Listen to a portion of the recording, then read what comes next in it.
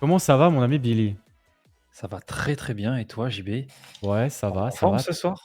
On On est est en en forme? forme, on est en forme. On a un invité de marque ce soir pour la deuxième Mmh. édition. On fait un petit bisou à Mathieu, qui était là pour la première édition, avec qui ça s'est très très bien passé. Merci Ouais. à tous d'avoir suivi d'ailleurs. Voir mon ami Billy, qu'est-ce que tu as fait cette semaine, toi? Alors moi cette semaine, j'ai bossé sur énormément de projets. Tu me connais JB, hein? Sur mon coaching, sur le dev, Hmm. avec mes clients. On avance dans le bon sens et puis, on essaie de se débrouiller comme on peut en freelance, hein. On essaie de faire entrer, du flouze.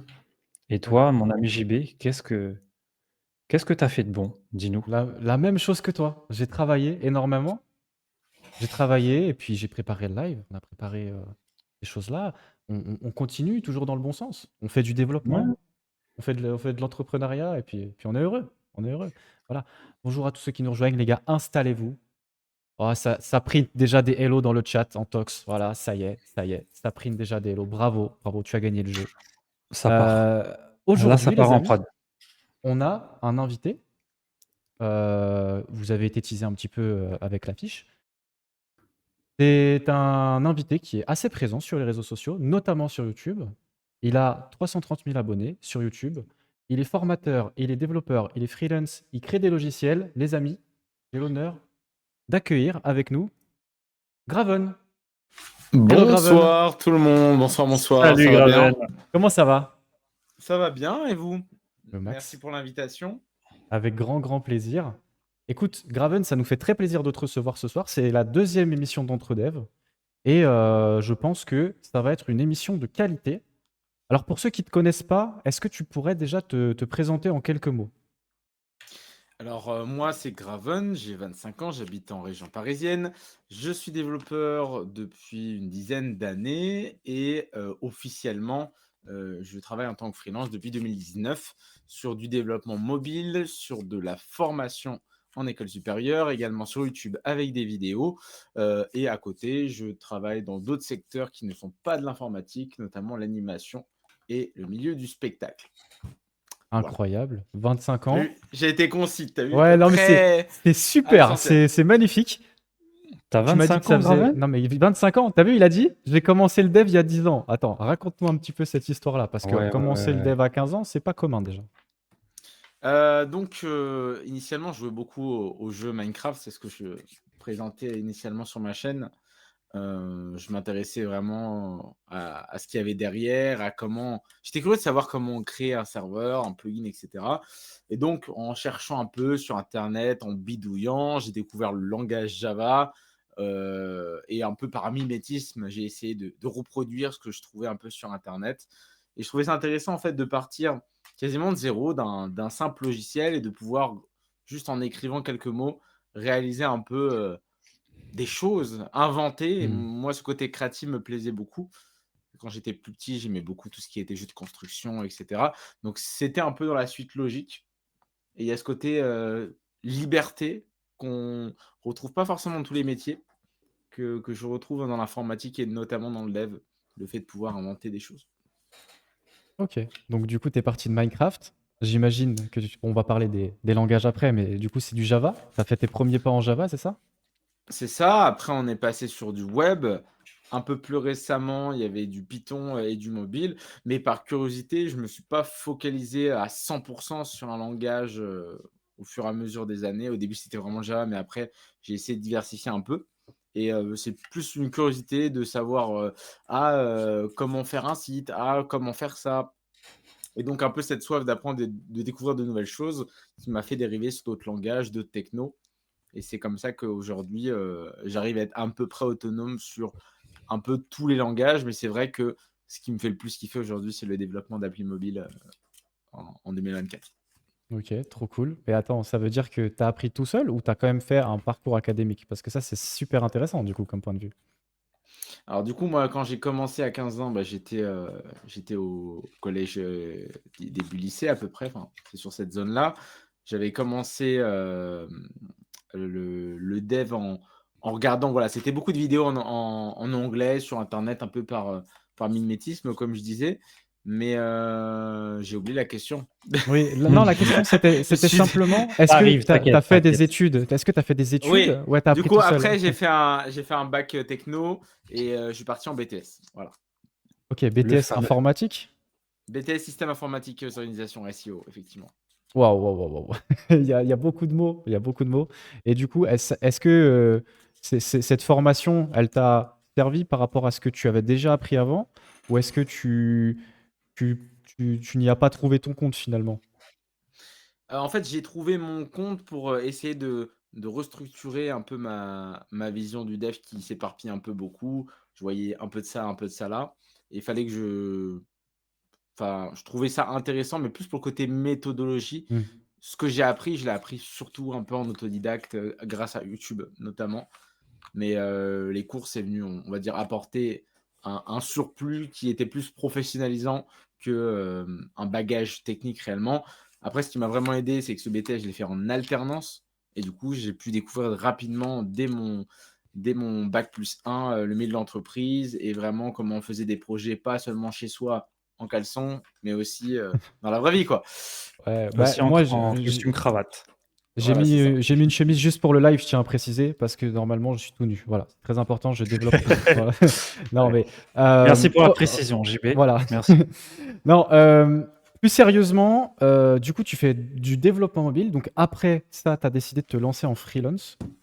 Quels ont été, on va dire, tes premiers... Comment se sont passés tes premiers mois en freelance venant d'un parcours plutôt autodidacte, même si le BTS t'a apporté un socle de compétences et de méthodologie surtout, une base.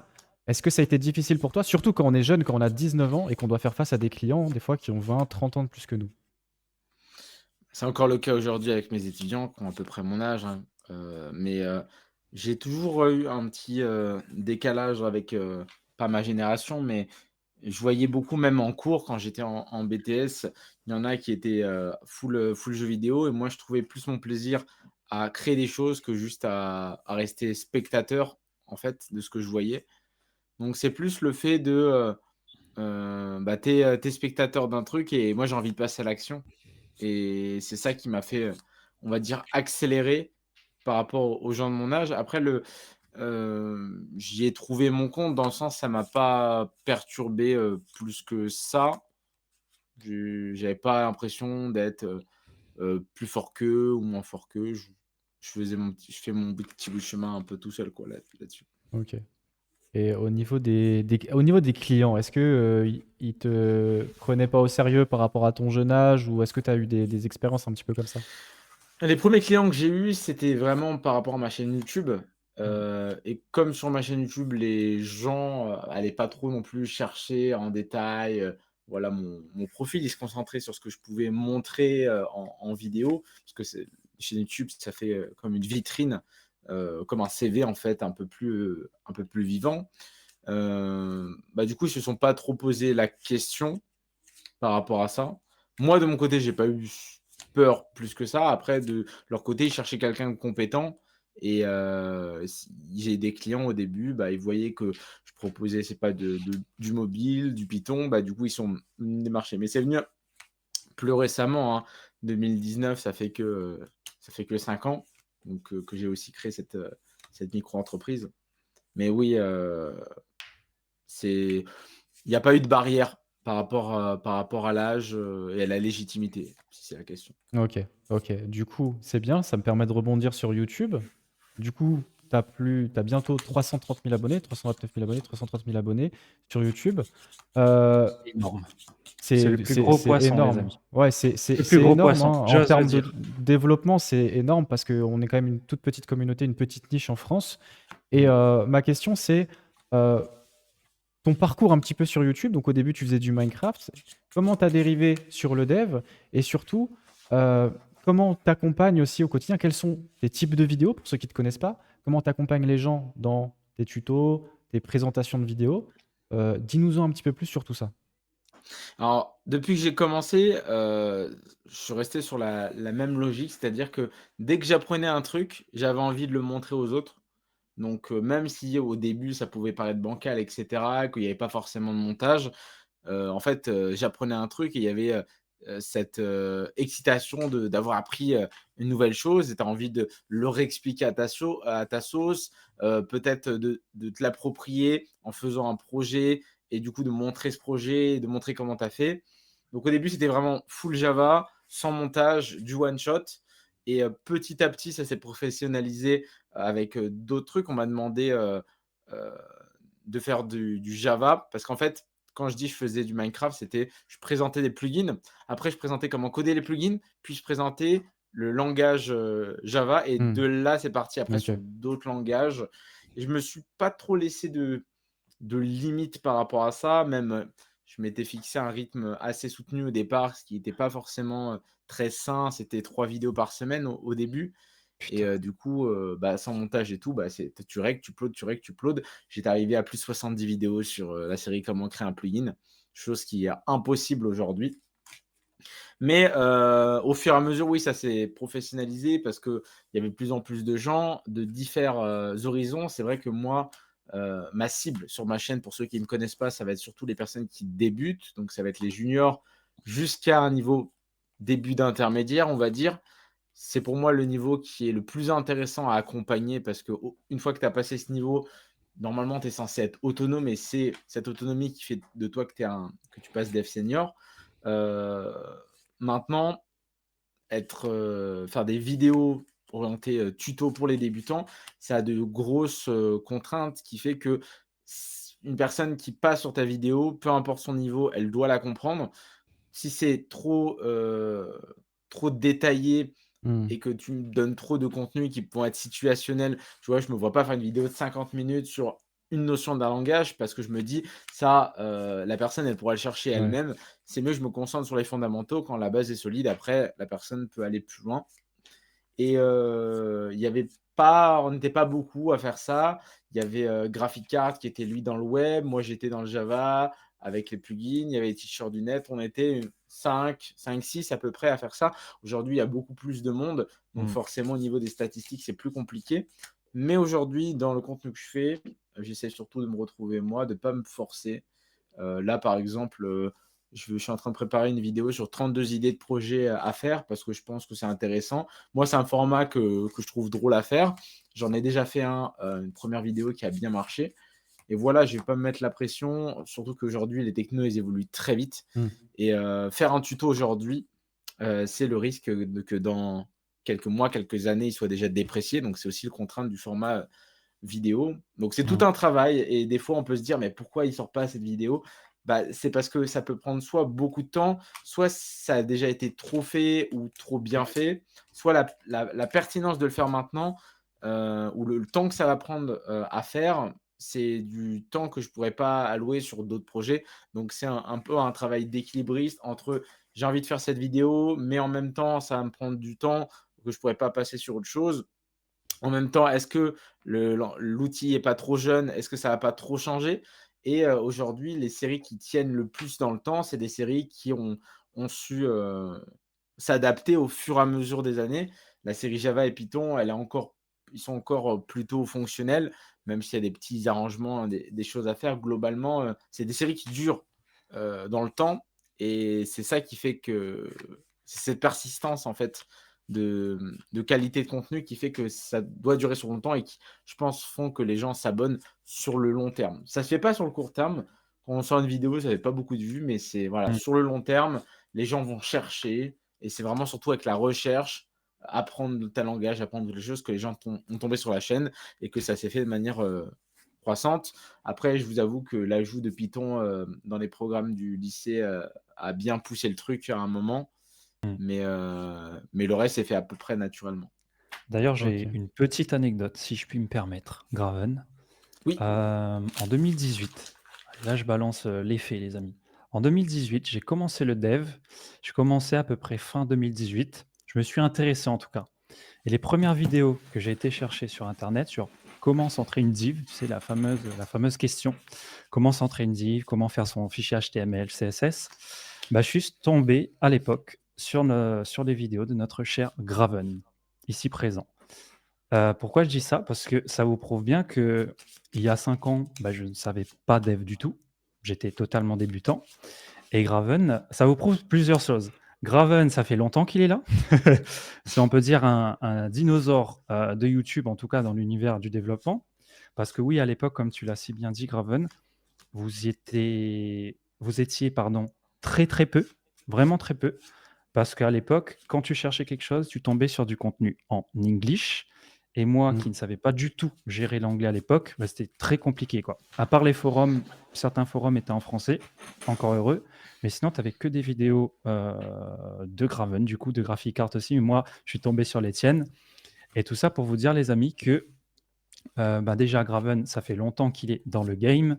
Et moi, j'ai commencé un peu grâce à toi, Graven. Donc, merci à toi pour tout. Et puis, bah, en vrai, je te dois beaucoup, Graven. Bon, C'est tu me beau, feras oh, les biais après. c'est beau ce qui se passe. Ouais, on enverra les liens de paiement après, hein, voilà. Hein. Si vous C'est le cherchez moment. à comment centrer une div, allez regarder la vidéo de Graven. Voilà, c'est. Exactement. Mais par rapport à ça, je rebondis. C'est vrai que du coup, maintenant, il y a beaucoup plus, depuis quelques années, cette mode de faire des formations payantes, etc. En 2015, tu regardes n'importe qui faisait du contenu, c'était pas du tout cette optique-là. Moi, j'ai Mhm. jamais voulu faire des formations payantes sur ce que je fais. Je critique pas du tout ça. Je pense qu'il y en a des très bonnes et c'est important que ça existe, d'avoir cette alternative. Maintenant, c'est vrai que les gens qui débutent le dev maintenant, ils ont une chance incroyable C'est ça. d'avoir ChatGPT, d'avoir des tonnes de vidéos, des tonnes de docs de mieux en mieux faites pour certains langages et tout.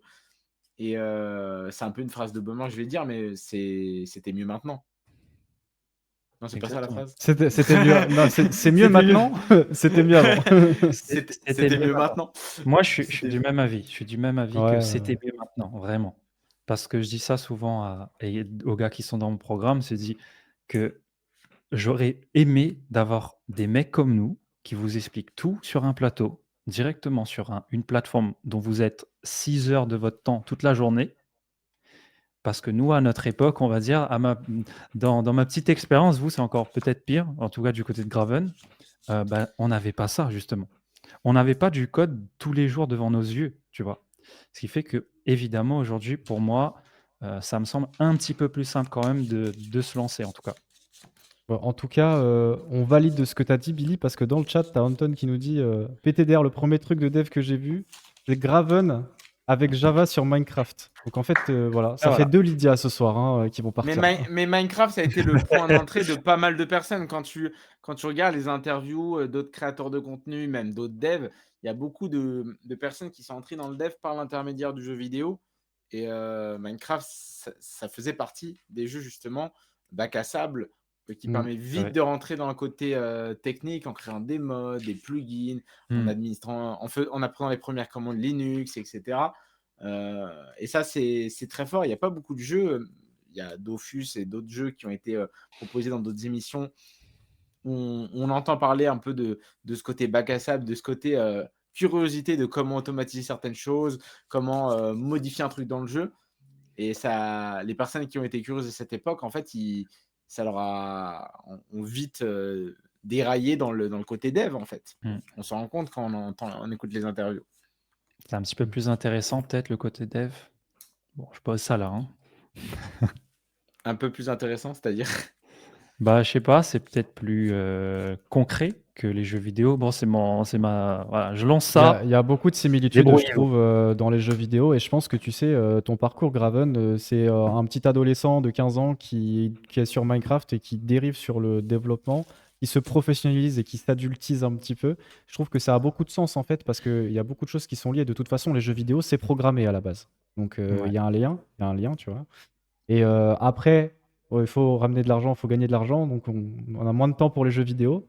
Et donc, On grandit, en fait. on grandit, voilà, et on Mm. trouve des alternatives qui poussent notre créativité. Parce que Minecraft, en fait, quand tu regardes, on va pas parler de ça toute l'émission, mais Minecraft, c'est quelque chose qui est créatif. C'est incroyable tout ce que tu peux faire. Ce que je te disais, Billy, hier, c'est tu as des mecs qui reconstruisent des villes sur Minecraft. Imagine, ils font des entreprises, tu vois. Non, mais il y a plus C'est fou que fou. ça maintenant. Il y a quelqu'un qui a recodé dans Minecraft un ordinateur dans lequel tu peux Ça jouer à permet de Minecraft. coder.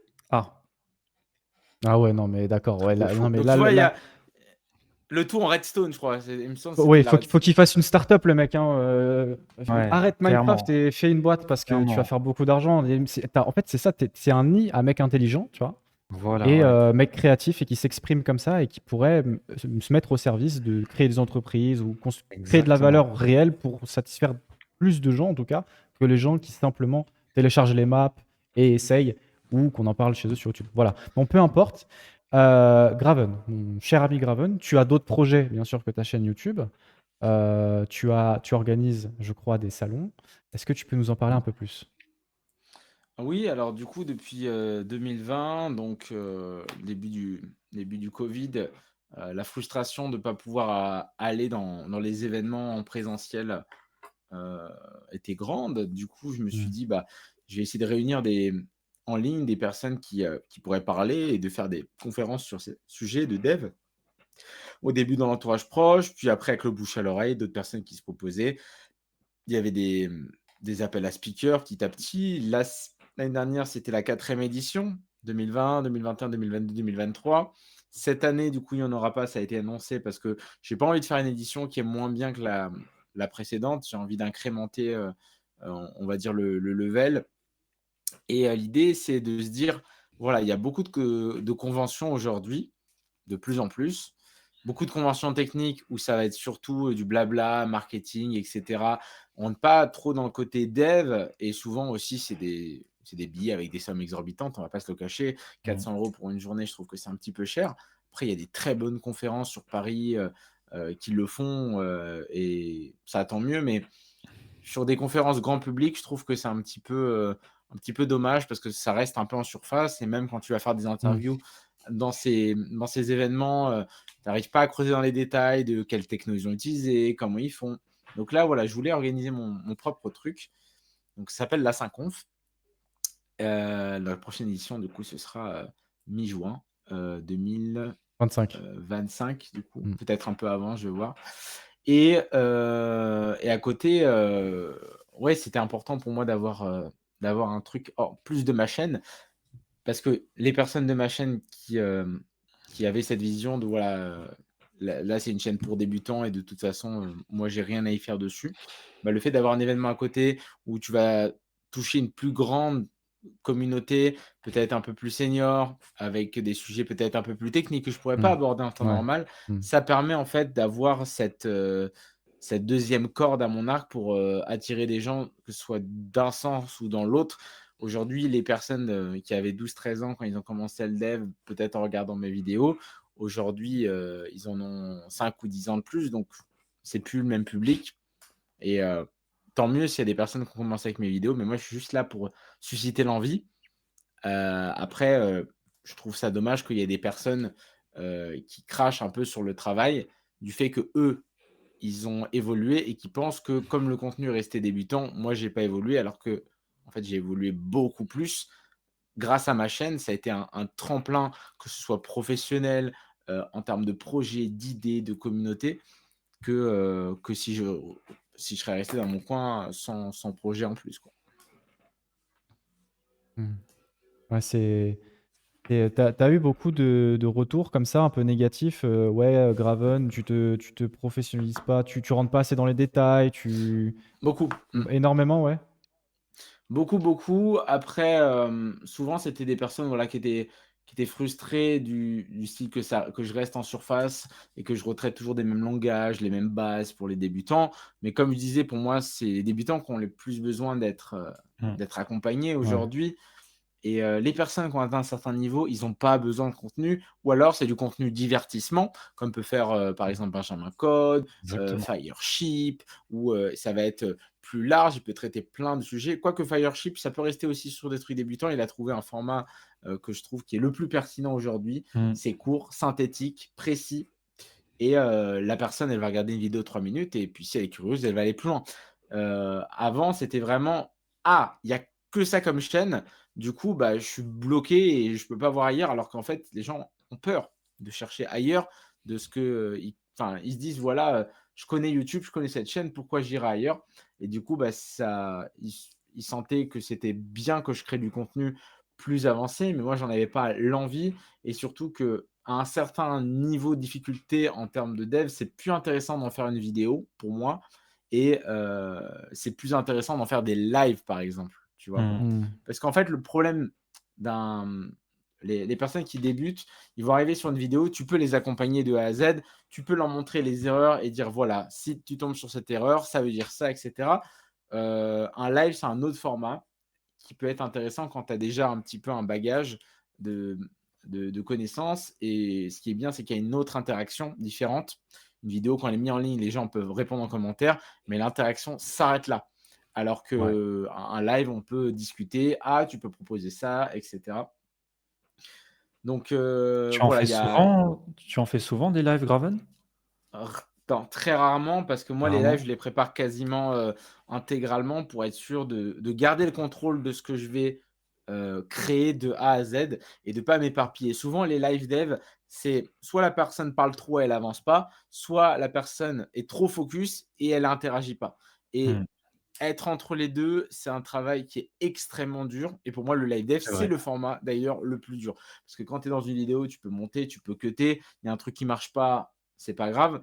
Après, la partie de live qui est intéressante, c'est que, bah, du coup, tu vas aller investiguer avec les gens, tu vas essayer de comprendre avec eux: «Ouais, ça marche pas, pourquoi? OK, j'ai fait cette erreur». Ça peut aider des personnes, mais quelqu'un qui débute vraiment, par exemple, aujourd'hui le code, il a besoin d'être pris par la main pour moi, pas comme un enfant, mais presque, parce que tu le jettes tout de suite sur une doc, tu lui dis, «Va sur la doc machin», il est pas capable. Faut commencer par créer une base solide avant, d'aller approfondir dans une stack, dans, des bibliothèques et cetera et les personnes qui ont un certain niveau arrivent pas en fait à se mettre au niveau de quand ils ont commencé. Moi, j'arrive à me mettre à ce niveau parce que j'essaye d'être assez humble et il y a une grosse partie de la communauté qui sont un peu, prennent un peu de haut les autres qui ont un niveau un peu inférieur à eux. Ça crée quelque chose d'assez toxique, mais ils perdent à l'esprit que, beh, ils ont commencé pareil et que quelqu'un qui demande de l'aide, au début, c'est pas quelqu'un qui a la flemme de chercher, bon, pas tout le temps, mais c'est aussi quelqu'un qui a besoin juste, d'une piste, d'un élément, d'un lien pour essayer de partir quelque chose et aujourd'hui, moi, il y a beaucoup de gens qui me demandent comment commencer. Je leur donne souvent le site roadmap.sh comme ça, je peux les aiguiller. Mmh. OK, tu es intéressé par le dev web dans le front-end, tu peux apprendre ça, ça, ça et cetera. Ça aide pas mal, aujourd'hui, je me suis fait une sorte de palette de plein d'outils que je peux donner un peu Ouais, à droite et à gauche quand on me ouais, ouais. demande, que ce soit pour les vidéos, sur Discord ou, à mes étudiants, que j'ai en présentiel, par exemple. OK et d'ailleurs, dernière question, pour toi, Graven, tu fais de l'enseignement, donc tu fais de l'enseignement supérieur même. Oui, c'est ça. Tu donnes des cours de développement, donc est-ce que tu peux nous partager ça aussi? Oui, du coup, j'ai fait à peu près toutes les tranches d'âge en apprentissage dev. J'ai commencé, en 2020 jusqu'à 2022, à faire des cours d'informatique pour les enfants dans les ateliers extrascolaires. C'était chez Tech Kids Academy. Du coup, c'était des ateliers périscolaires pendant les vacances ou après les cours, des stages et cetera. Sur plein de langages différents, mais aussi pas que sur du dev, sur l'électronique, de la robotique, du design, de la 3D et cetera. Donc ça, c'était une très bonne expérience, mais c'était un public assez jeune, c'était, 7-9 ans, 10-12 ans, Ah oui, 13-17 ans. ouais. Donc en fait, ça tu dois repenser toute ta manière Ouais. d'apprendre, de transmettre parce que, déjà, quand tu as 7 ans et qu'on t'a mis une tablette dans la main, pendant tes 5 premières années de ta vie, tu es pas à l'aise avec un clavier, tu sais pas comment ça Mmh. marche, donc il faut apprendre aussi tout ça.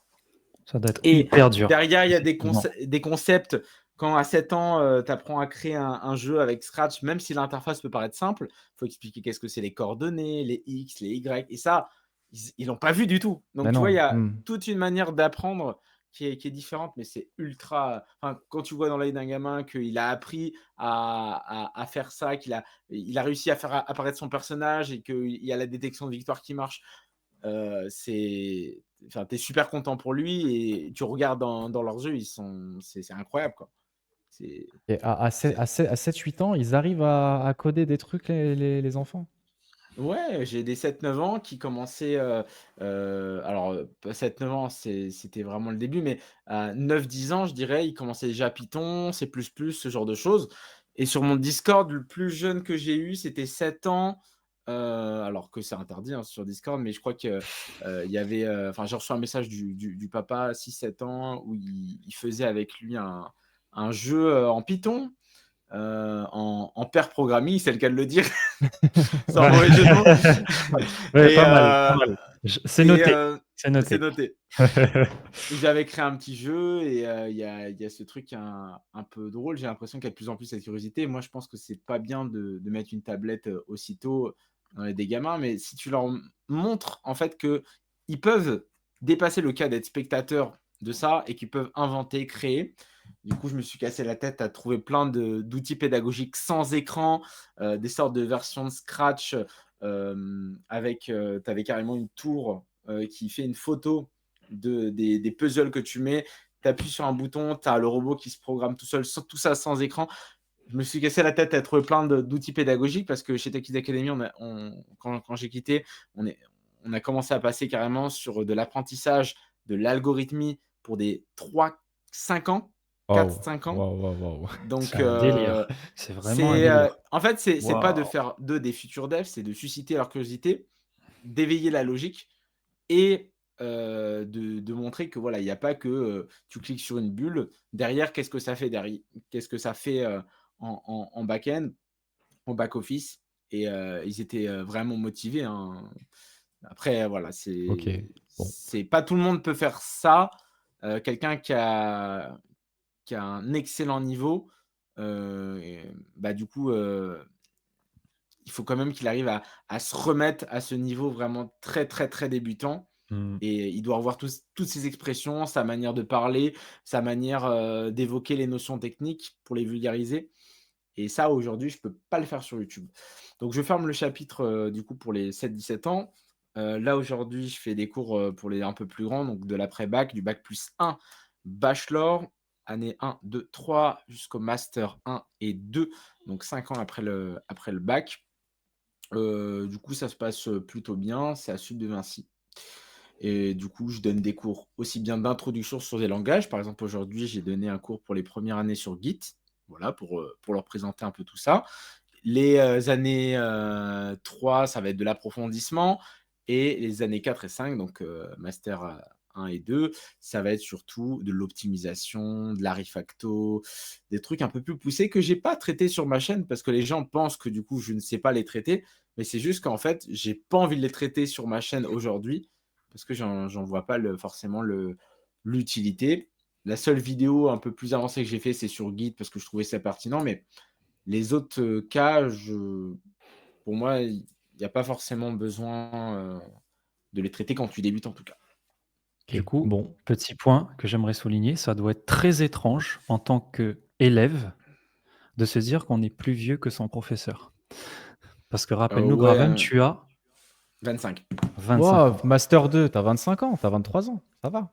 C'est juste que Ouais, et la puis il y en différence a qui d'âge ont Pas tout le est monde, pas tout le monde. oui, bah, oui, On c'est est vrai. bien Tu as d'accord. toujours un mec c'est qui à a peu près 40 la ans. même Pas tout le tranche monde. d'âge et il y a toujours des gens en reconversion qui sont un peu plus âgés Exactement. ou, Tu as qui ont beaucoup qui sont en reconversion. On est d'accord. là où je suis, pas tellement, mais il y en a quelques-uns dans les classes Ouais. M1, M2, ouais. Alors ça doit faire extrêmement bizarre d'avoir en face de soi un professeur qui est plus jeune que toi, en fait. Mais bon. Ouais, mais je joue pas de l'autorité, naturelle que tu peux avoir parce que vis-à-vis de l'âge, tu peux pas l'avoir. Donc je joue plus Mmh. sur l'autorité de compétence qui fait que, voilà, moi je vous montre ça. Je sais que je ne sais pas. Je sais que je sais pas tout. Donc c'est pas grave, je vais vous montrer ce que je sais. Je vais essayer d'apprendre avec vous, vous allez essayer d'apprendre de moi et en fait, à partir du moment où les étudiants voient que tu es pas en train de te mettre un piédestal par rapport à eux et de les regarder de haut, ils sont très collaboratifs et ils vont avancer avec Mmh. toi. Voilà. Après, il y a des choses que je sais pas et on va les chercher ensemble. Aujourd'hui, on a plein d'outils pour le faire, mais je prépare mes cours de telle sorte à ce que ce soit fluide pour tous les niveaux et que je puisse, aussi accompagner les personnes même qui ont un plus grand niveau que moi en MM2. Il y en a qui ont un niveau, 100 fois plus, que moi déjà en MM2. Il y en a même en première année de B1 qui ont un niveau incroyable. Mais ça doit être en fait un complément et ça doit pas être à l'ancienne, le prof qui, je sais tout, je vous Mmh. montre. Moi, j'essaye de me mettre au même niveau, en gardant quand même une forme d'autorité parce que j'ai envie que le cours avance et il y a d'autres matières où ils vont juste être spectateurs du cours et de slides. Moi, je les fais taffer et Des fois, ils doivent rendre plusieurs projets, travailler à plusieurs. Je regarde leurs projets, je vois si ça avance pas. J'arrive à quand même à garder cette limite entre le côté je suis de la même génération et on peut déconner, avoir les mêmes rêves. Et le côté, dans ma classe, vous taffez. Si je vois qu'il y en a un qui taffe pas, je vais essayer de le pousser sur un projet qui le motive. Donc moi, je vais jamais imposer les groupes, jamais imposer les projets. J'essaye de proposer toujours plusieurs projets, même si c'est compliqué. Et après, ils composent comme ils veulent. Mais quand tu vois qu'il y en a un qui travaille pas dans le groupe, on va essayer de l'accompagner comme on peut. Mais voilà, c'est toujours un petit échantillon qui est là juste pour le diplôme et pas forcément, tu Mmh. vois que c'est pas le dev, c'est pas le truc qui les fait, frissonner dans leur vie, du quotidien, quoi. Ils vont pas faire du Mmh. dev. Quand ils sortent des cours, ils sortent des cours, quoi. Il y aura pas de suite, il y aura pas de side project et cetera et ça, on le voit tout de suite. Mmh. Est-ce que OK, tu es OK. ce genre de professeur qui donne des devoirs surprises? Non, Intéressant ça. Est-ce que tu mets des non, zéros? Est-ce que tu Est-ce que bon, tu tu n'as mets pas des fait ton 0? devoir, Ouais. c'est 0. je suis un peu trop laxiste parfois au niveau des notes. Je note pas par rapport au niveau des, je note en fait, en fonction de mes attentes pour chaque personne. Des fois, je mets des barèmes qui vont être, très précis et du coup, comme j'annonce le barème avant, les gens, ils font en sorte de se calquer sur le barème pour avoir le plus de points possible. Donc en général, je mets plutôt des bonnes notes. J'ai jamais mis de 0. La note la plus basse que j'ai mise, en contrôle, c'était 4, mais c'était un contrôle automatique sur, un langage Ouais, c'est papier c'est même pas et toi là, qui as j'avais mis la pas trop note, le quoi. choix. Voilà, c'est même pas moi qui ai mis la note plus bas que j'ai mis, c'était 7 ou 8 parce que le mec, il avait une semaine pour commencer le projet et le matin de l'évaluation orale, il commence le projet donc j'ai pas envie de le pénaliser en lui faisant foirer son année parce qu'en dessous d'une certaine note, c'était éliminatoire. Mais, voilà, la note pour moi, c'est pas représentatif du travail, enfin de la personne, c'est représentatif d'un travail à un moment T. Et il suffit que la personne n'est pas dans un groupe qui lui convient, que finalement elle préfère travailler tout seul, et cetera. Bon, il faut connaître tout ça, mais en général, sur les notes, je suis assez cool. Je pense que ça sert à rien, je préfère me concentrer sur ce que la personne a livré et en fonction de ça. Par contre, c'est très difficile pour moi avec moi d'avoir sur les notes de dev, plus de, 17-18. En fait, la courbe, elle est, très exponentielle dans le sens, tu peux avoir facilement 13-15-16. Mais après pour aller chercher le 19-20, il faut vraiment me surprendre, avoir un code irréprochable et cetera. Voilà. OK, OK. Donc du coup, là, si on peut retenir un seul truc, c'est arrêtez de mettre, vos enfants, sur des tablettes, mettez-les Exact, devant Python et ensuite, ils auront des 20 aux interros de Graven, c'est ça? exact. Tu Même as depuis 3 ans. mélangé, tu as fait une petite Ouais, marmite j'ai avec fait Python. voilà, c'est Un ça, whipping. j'ai fait un whipping, voilà. OK, mais c'est Ouais, très bien qu'on parle de l'académie parce que du coup, vu que tu donnes des cours dans des écoles d'ailleurs, c'est des écoles qui sont, des universités ou Privé, c'est des écoles privées? C'est privé? école privée, ouais. OK, ça, c'est intéressant parce que du coup, on va enchaîner, du coup, là, c'est la fin de l'interview, on va enchaîner sur le débat libre, l'académie aujourd'hui et du coup, je voulais un petit peu introduire le sujet parce que c'est vrai qu'aujourd'hui et on va parler d'intelligence artificielle, on va parler de l'éducation en général aujourd'hui en 2024. L'académie aujourd'hui, elle est ce qu'elle est et j'aimerais avoir, vous 2 votre point de vue là-dessus. Donc, moi j'ai fait la fac, donc je vais pouvoir parler de la fac. Billy, il a fait un petit peu l'école de la vie, et la Graven, rue. il a fait un BTS, la rue, la vraie, tu vois? Mmh, Et Graven, il a fait un BTS, donc c'est intéressant. Ce sont 3 formations différentes et j'aimerais ouais. avoir votre point de vue, là-dessus, sur est-ce que l'académie aujourd'hui, pour vous, elle est à côté de la plaque ou pas? L'académie est à côté de la plaque, c'est ça la question? Ouais, en termes de. Alors, je vais préciser, au niveau des technologies attendues sur le marché, à la fin des études, le niveau des élèves sortants, est-ce qu'on leur apprend les bonnes choses encore? Ou est-ce que, par en école privée, en fac, en école d'ingénieur, peu importe, est-ce que c'est pas difficile? Est-ce que il n'y a pas des choses à revoir, justement? Pour moi, l'académie, elle met un cadre, mais après, c'est à partir du moment où il y a. Bah, moi, dans mon cas, il n'y a pas de. Enfin, chaque formateur peut faire un peu son programme par rapport à ce qu'il veut mettre à l'intérieur de tel ou tel cours. Donc, je ne sais pas si c'est pareil dans les autres cas, mais là où je donnais les cours avant, par exemple, il y avait une fiche, on devait la suivre. Donc ça dépend en fait si tu parles d'académie au sens large ou tu parles de chaque institution, chaque école Chaque qui peut école, ouais. suivre un peu, voilà. Si on parle de chaque école En qui peut suivre un moyenne, peu quoi. son rythme, globalement, de plus en plus, ça commence à se moderniser dans le sens on commence à comprendre les vrais enjeux. Maintenant, il y a des écoles qui ont pas trop bougé leur programme et il y a des écoles qui essayent de mettre à jour tout ça, mais encore une fois, dans la même école, il peut y avoir tous les cas. Il peut y avoir, un formateur qui va faire un peu vieux jeu et qui va plutôt, proposer le même cours chaque année, pas trop changer juste parce qu'il a une base qui lui convient et il y en a qui vont essayer de faire évoluer, mais il n'y a pas de mauvaise, ou de bonnes pratiques à partir du moment où les élèves comprennent et qui se limitent pas au cours. Parce que pour moi, c'est ça le fléau, c'est pas forcément l'académie. C'est qu'il y a des élèves ils sont là parce que l'informatique, c'est tendance, parce qu'on leur a dit Mmh. que, il fallait qu'ils travaillent, dans un métier, qui rapporte de l'argent. Tu es souvent sur l'ordinateur à jouer aux jeux vidéo, va en informatique, c'est fait pour toi. Ce que ma mère, elle Alors m'a qu'en fait, dit. voilà, c'est ça. J'en discutais avec d'autres formateurs et Bon, c'est bah, ça ça le a marché problème. au final. Ouais, ça a marché. Bon, ça va. Il y a 2 types de personnes. Il y a des personnes qui sont là parce que vraiment l'informatique les fait vibrer, ils ont envie de créer des choses, créer des projets et cetera et il y en a qui sont juste là parce que, ça fait joli d'avoir ça sur le CV et c'est sans plus, quoi.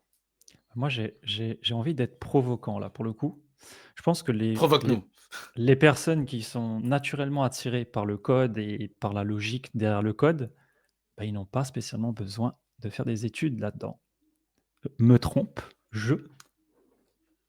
Je suis un peu d'accord dans Ouais, la partie, skill, compétences, techniques, hard c'est skill. c'est comme tu Pour disais, les c'est co pour le diplôme, quoi. Les gens qui sont vraiment à l'aise, entre guillemets «à l'aise» avec le code dès le départ, ils savent qu'ils ont besoin du diplôme pour pouvoir avoir la ligne sur le CV qui va bien. Mais sinon, Oui, en mais termes de pour moi, ça suffit compétences, pas aujourd'hui. Aujourd'hui, on cherche pas des gens qui vont juste pisser du code. C'était valable il y a quelques années. On cherchait des personnes comme ça. Aujourd'hui, on a besoin de personnes qui connaissent un peu tout, qui s'intéressent à tout. Un dev, ça va pas juste être quelqu'un qui va écrire toujours le même truc. Il doit être capable de comprendre un peu de notions de produit, un peu de notions d'Isaac, un peu de notions de back-end, même s'il n'est pas forcément full stack. Quelqu'un qui se bloque à ça, le problème, c'est qu'il va être moins employable pour moi ou il va vite s'ennuyer dans son taf à rester toujours sur la même chose. Après, ouais, pour moi, on pourrait, par rapport à ce que tu disais, enfin, s'enfuir des cours et se dire: «Voilà, j'apprends chez moi, ça suffit amplement». Mais en fait, la valeur, que tu peux pas apprendre chez toi, c'est tout ce qui est management, travail en équipe. Il faut des personnes pour mettre en place ça. Ça va être soit en entreprise que tu peux le faire et c'est pour ça que je trouve l'alternance, le meilleur format, je mmh pense. Parce que tu restes un pied dans l'école, mais en même temps, bah, tu t'es vite professionnalisé dans ta manière de travailler. Parce que quelqu'un qui travaille 10 ans chez lui, dans son coin, sans apprendre à comment on fait de la veille, sans apprendre à comment faire ça et cetera, et qui est pas curieux, parce que si tu es curieux, tout ça, tu peux l'apprendre. Mais quelqu'un qui est pas curieux, il va pas faire l'effort d'aller sur Twitter, d'aller s'abonner à des pages LinkedIn et cetera, à s'entourer en fait, à se faire une petite bulle pour que ça reste pas juste une connaissance technique, mais que ça devienne vraiment un métier, une compétence à la fois technique et managériale et cetera. C'est pas que du hard skill l'informatique, c'est ça qu'il faut comprendre. C'est vrai. Ok, et justement, Il y a en restant sur le hard skill, tu vois, est-ce que, enfin, toi, dans ton école, en tout cas, est-ce que tu trouves que les technologies qui sont apprises sont encore sont dépassées ou chaque prof essaye de se mettre un petit peu à niveau? Par exemple, tu vois, moi, je prends l'exemple de la fac. J'ai fait la fac. On nous apprend encore PHP, mais natif, pendant 3 ans. On nous apprend pas de framework dessus. On nous apprend JavaScript sans framework dessus. On nous apprend l'assembleur pendant des heures et des heures et des heures. Moi, je trouve qu'aujourd'hui, c'est plus du tout en adéquation avec ce que le marché veut. Et c'est ce que je me bats à dire tous les jours, de toute façon.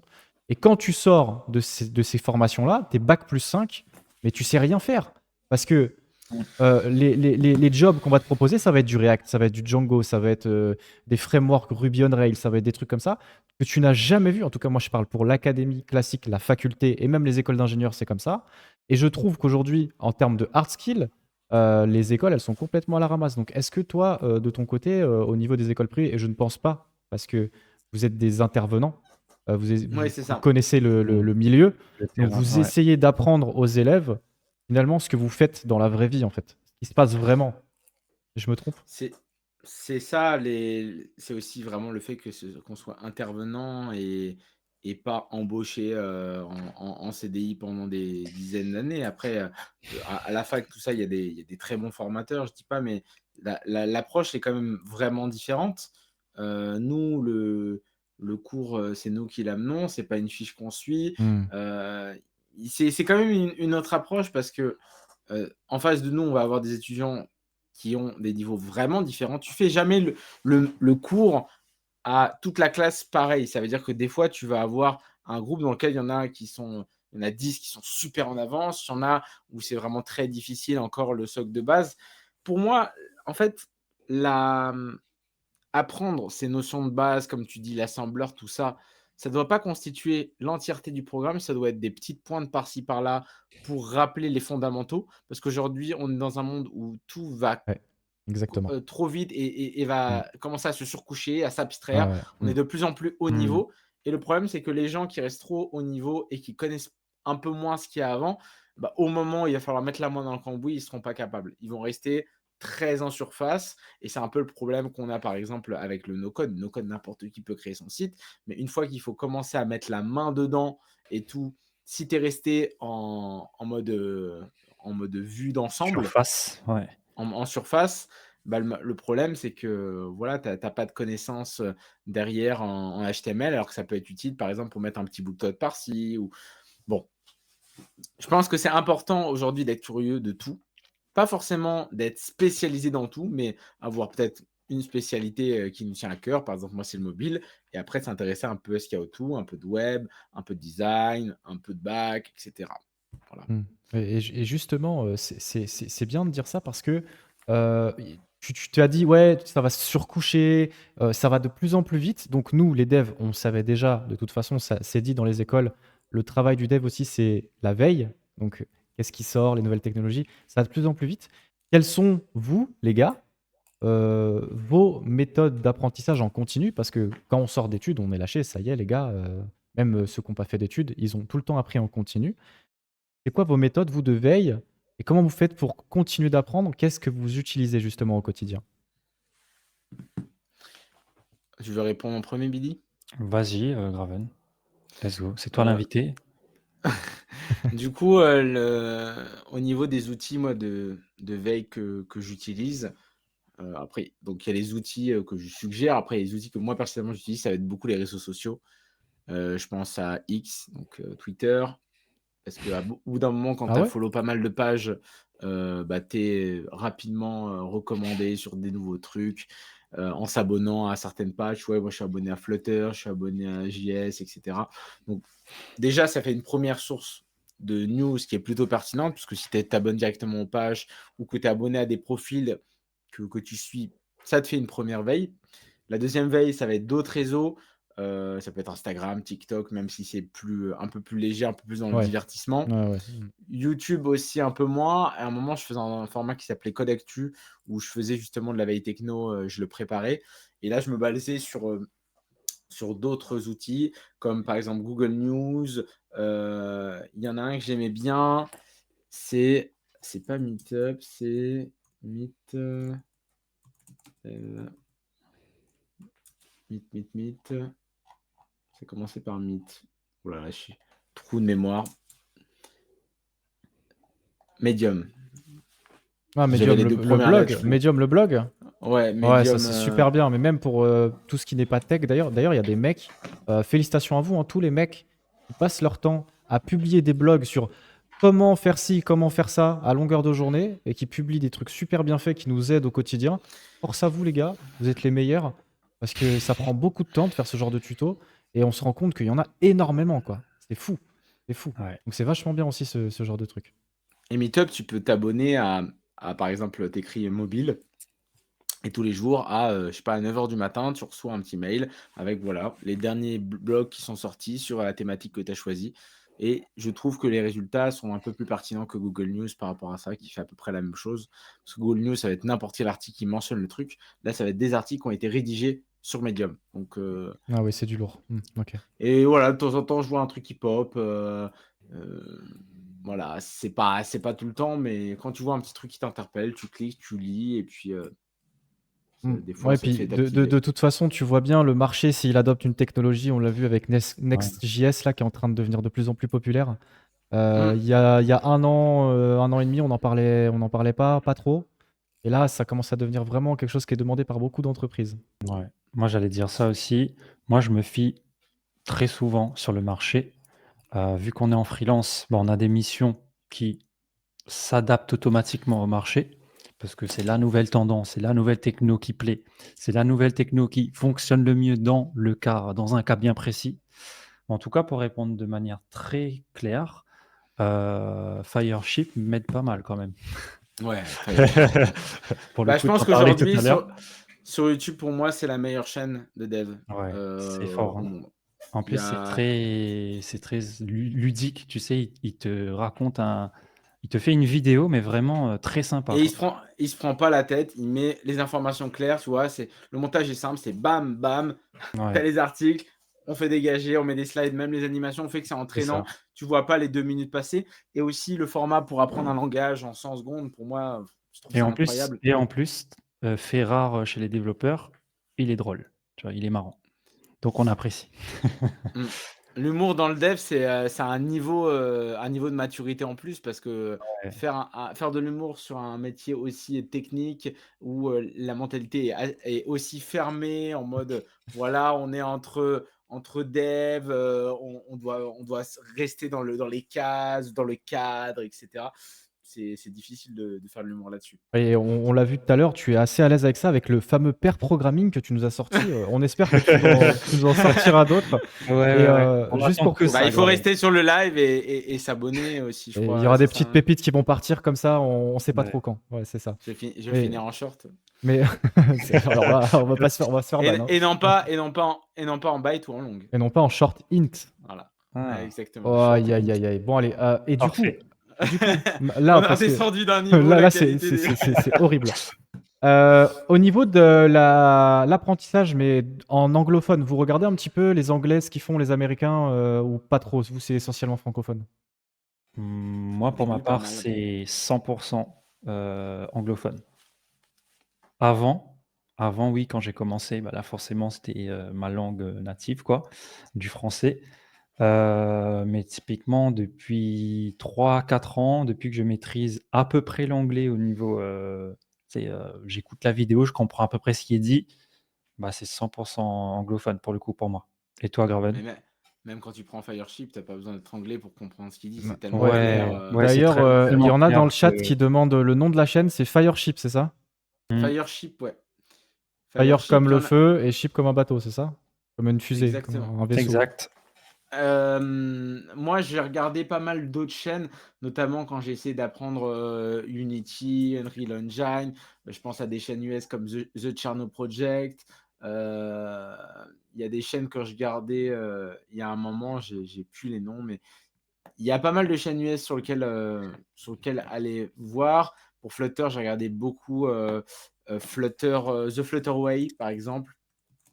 Et des fois, c'est même voilà, par exemple, The Flutterway, il parle pas dans ses vidéos. Il va juste, écrire du code, mettre de la musique et si tu as déjà un petit niveau, en fait, tu vois comment il a construit son projet. C'est d'autres manières, d'autres formats, en fait Mmh. et plus tu as de formats différents, des formats variés, mieux c'est. Parce que juste un format tuto en 2024, on s'emmerde, hein. Ouais, ouais, mais même les live, Voilà. dev, c'est très, très dur, je trouve, à maintenir, l'audience. Comme tu disais, c'est très compliqué de, soit tu codes et du coup tu calcules personne, soit tu réponds trop à ton chat et en fait tu codes pas. C'est C'est hyper ça. compliqué et ça demande quand même, t'imagines, moi j'allume mon TikTok, je veux pas voir du code, tu sais, j'en fais toute la journée. C'est très difficile, faut entertain les gens, c'est compliqué et ce genre de méthode d'apprentissage, c'est vraiment, tu vois, c'est précis, il faut avoir le grain, je pense, pour captiver ton audience. Et effectivement, le format tuto aujourd'hui, flemme, tu vois. moi, je regarde beaucoup de tutos anglophones, mais tu sais, les mecs, ils sont en x2 et puis j'avance et puis je regarde pas tout le Et tuto, maintenant, quoi. tu es sur les formats crash course. Tu n'es même plus sur des formats séries avec 70 vidéos. Tu vas être sur un crash course de 12 heures, partitionné avec le lecteur YouTube. C'est ça les vrais formats maintenant. Il y a même des vidéos qui durent quoi, 10, 20 heures. Moi, la Ouais, plus longue que ouais, j'ai ouais. fait, c'est une formation de 5 heures sur Android, Kotlin. Quand même, ouais. Waouh. D'ailleurs, je voulais rebondir là-dessus. Tu as un gars qui s'appelle Sony Sanga. Je pense que vous connaissez. Il est hyper connu. Il fait plutôt des nouvelles techno, tu sais, comme Next. Et ce gars-là, typiquement, il allie très bien, je trouve, le côté divertissant et le côté tuto. De manière, vraiment, c'est le premier gars que je vois qui allie bien les deux. Côté Moi, divertissant parce que bah, il a une belle tête, quoi. Il sait bien expliquer. Il est drôle. Tu sais, il a une petite musique en fond. Il est super excité et tout. Et le côté bah, un peu plus sérieux où il code le truc devant toi. Après, ces vidéos durent vraiment très très longtemps pour le coup. C'est des lives, comme tu disais, Graven, de 5 heures, voire plus. Tout dépend. En fait, ce qu'il fait, c'est très intéressant. C'est des clones de logiciels ou d'outils ou de réseaux sociaux, par exemple, qui existent. Et du coup, bah, ça attire beaucoup de trafic. C'est genre, ouais, en 5 heures, on va coder ensemble Netflix. Du coup, forcément, c'est intéressant. Tout le monde s'intéresse à ça. Et puis, je pense qu'il arrive à attirer beaucoup de juniors, mais aussi beaucoup de intermédiaire, voire senior, parce que bah, c'est un gars super sympa, quoi. Super sympa à regarder et à écouter. bah, il y a à boire et à manger dans ce genre de format. Parce que quelqu'un qui est débutant, il peut bêtement suivre, essayer de faire la même chose. Ça va marcher, ça va pas marcher, tant pis. Et quelqu'un qui est plus avancé, il va pouvoir se dire: «Ah, il a construit le projet comme ça. Ah, moi, Hmm. j'aurais fait comme ça, mais lui, il a fait comme ça». Ouais, Et c'est des justement, niveaux de lecture différents, en fait. le Ouais. passage entre un débutant et un senior, donc on a parlé de l'autonomie et la faculté à chercher par soi-même, c'est aussi le passage où tu ne te poses plus la question de quel langage je vais faire, mais ok, j'ai ce langage, c'est quoi, comment ils font les autres devs pour le structurer le projet? Il y en a qui font cette structure, d'autres cette structure. Donc on se casse plus la tête de apprendre un langage, mais apprendre comment ordonner les fichiers pour respecter des conventions et des normes communes. Et justement, Ouais. dans ce genre de format et dans les lives, il y a à boire et à manger là-dessus. C'est ce que je voulais dire tout à l'heure quand tu as parlé du fait que les seniors, ils critiquent un petit peu le contenu de gens qui font que des tutos. Moi, je trouve que d'après mon expérience, quand tu es débutant, tu prends tout ce qu'il y a, vraiment. Tu essayes en tout cas de prendre tout ce qu'il y a pour avoir un maximum d'infos. Il faut Et diversifier les sources. tu kiffes les formats tutoriels pour le coup.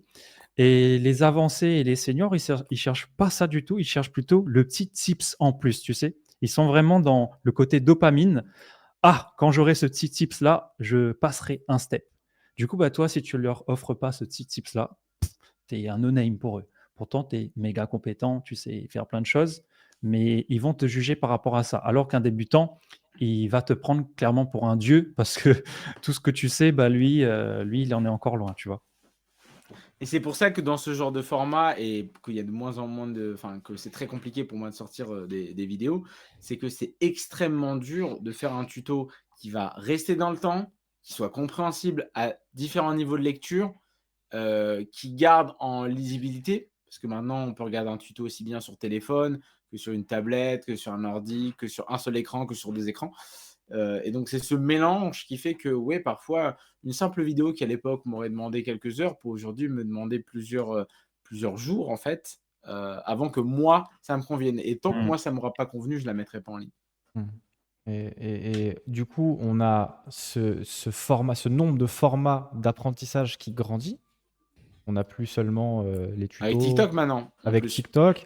On a des autre chose aussi qu'il faut qu'on parle, les gars. Il faut absolument qu'on en parle. C'est l'intelligence artificielle dans l'apprentissage.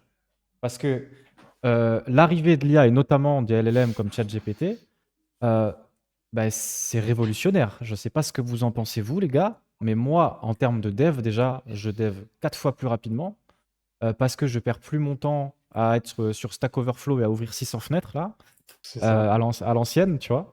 Et c'est pas pour ça que je n'apprends plus. Parce qu'il y en a qui vont te dire oui, mais tu as ouvert ChatGPT, ça t'a fait le code. Non, en fait, t'as pas compris.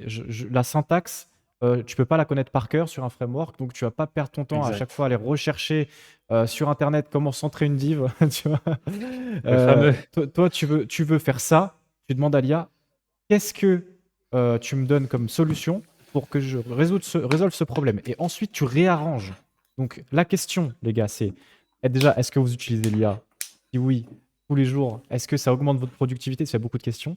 Et ensuite, qu'est-ce que vous pensez de l'IA au quotidien en termes d'éducation? Est-ce que c'est une bonne chose? Est-ce que c'est une mauvaise chose?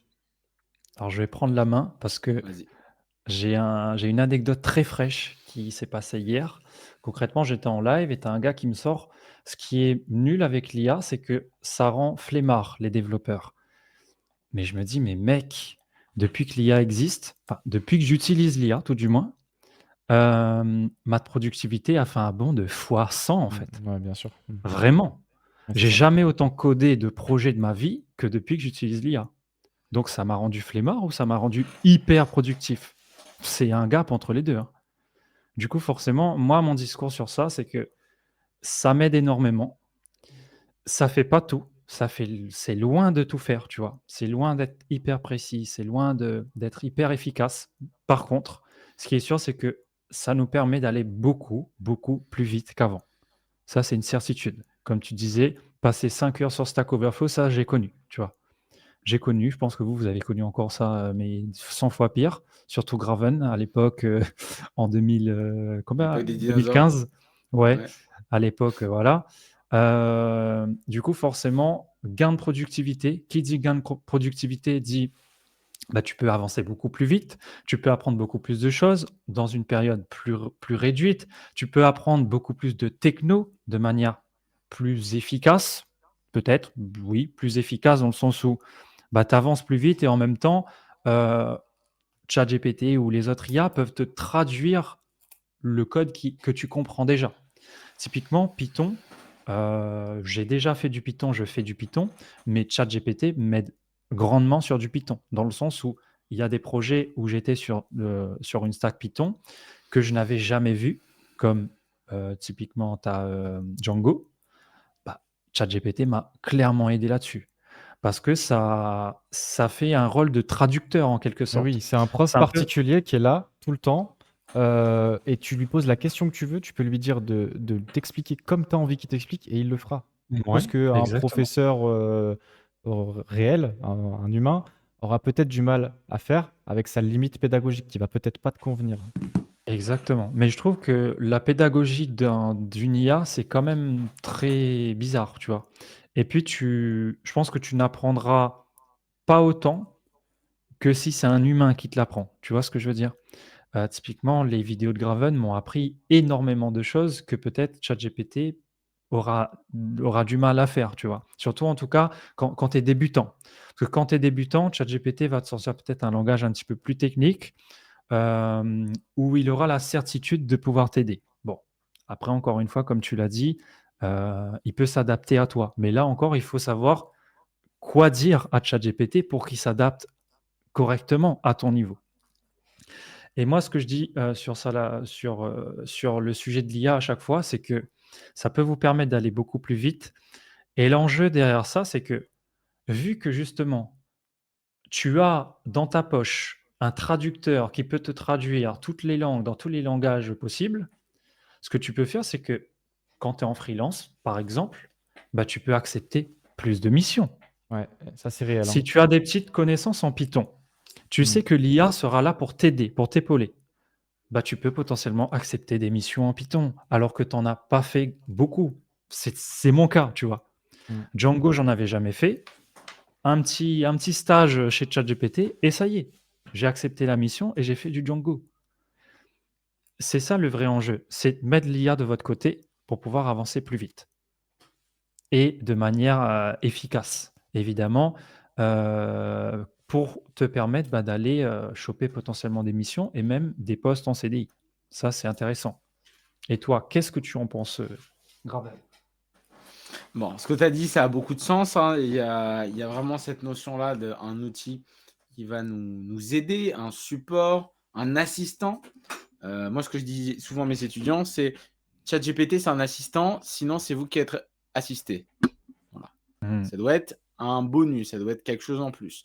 Moi, ChatGPT, je m'en sers de plus en plus au quotidien. Je l'ai maintenant épinglé dans Ah mes oui. favoris Mmh. pour plusieurs Classique. choses. Pour ce qui est du code, ça va être pour m'aider, notamment quand je donne un code, je lui dis comment tu ferais autrement? Est-ce qu'on peut pas faire plus simple? Est-ce qu'il n'y a Mmh. pas une manière plus propre de faire ça? Comment tu créerais cette fonction, etc. Des fois, c'est pour débrancher le cerveau et faire comme tout le monde juste pour que ça me ponde un résultat. Sur du mobile, sur du Flutter, sur un truc assez récent, c'est rare d'avoir toujours de la pertinence. Donc, je vais surtout, ça va surtout me servir pour générer des petits portions de code. Et moi, après, je veux garder la main sur l'assemblage final. C'est ça qui manque aujourd'hui dans l'IA. On est encore dans générer fichier par fichier, mais tant que tu as pas les connaissances de dev pour faire l'assemblage, bah, c'est toujours, compliqué. Donc pour quelqu'un qui a déjà des bases, qui connaît un peu les notions de base de langage de l'algorithmie, ça va être un bon outil. Pour quelqu'un qui part de 0 sans être accompagné, ça va être compliqué Mmh. à Je utiliser pense comme aussi, ouais. un outil en plus. Après, pour le côté, pédagogique, bah, moi je m'en sers pour préparer certains cours, voilà, je lui dis: «Dans mon sommaire, il y a ça, ça, ça, qu'est-ce que je pourrais mettre en plus pour un cours d'une journée?» Des fois, il me propose des idées à la noix, des fois, il me propose des idées intéressantes et moi je réitère après sur mon cours pour ajouter des choses. Pour préparer des exercices aussi, j'ai pas forcément toujours des idées de projets. Alors là, j'essaie de me creuser la tête pour ma vidéo que je vous ai évoquée, pour vraiment que ce soit 32 idées qui viennent de moi et pas 32 idées d'IA.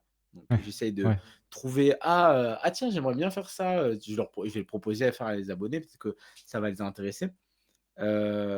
Et quand je donne des évaluations, non surprise, hein, pour répondre à la question. Tu as vu, je Ouais. réponds à la question en canaux distants par Ouais. rapport à Ça, c'est il y a beau 1 heure. ça c'est magnifique. En Du différé. coup, c'est, Le gars, il est vraiment en asynchrone, quoi.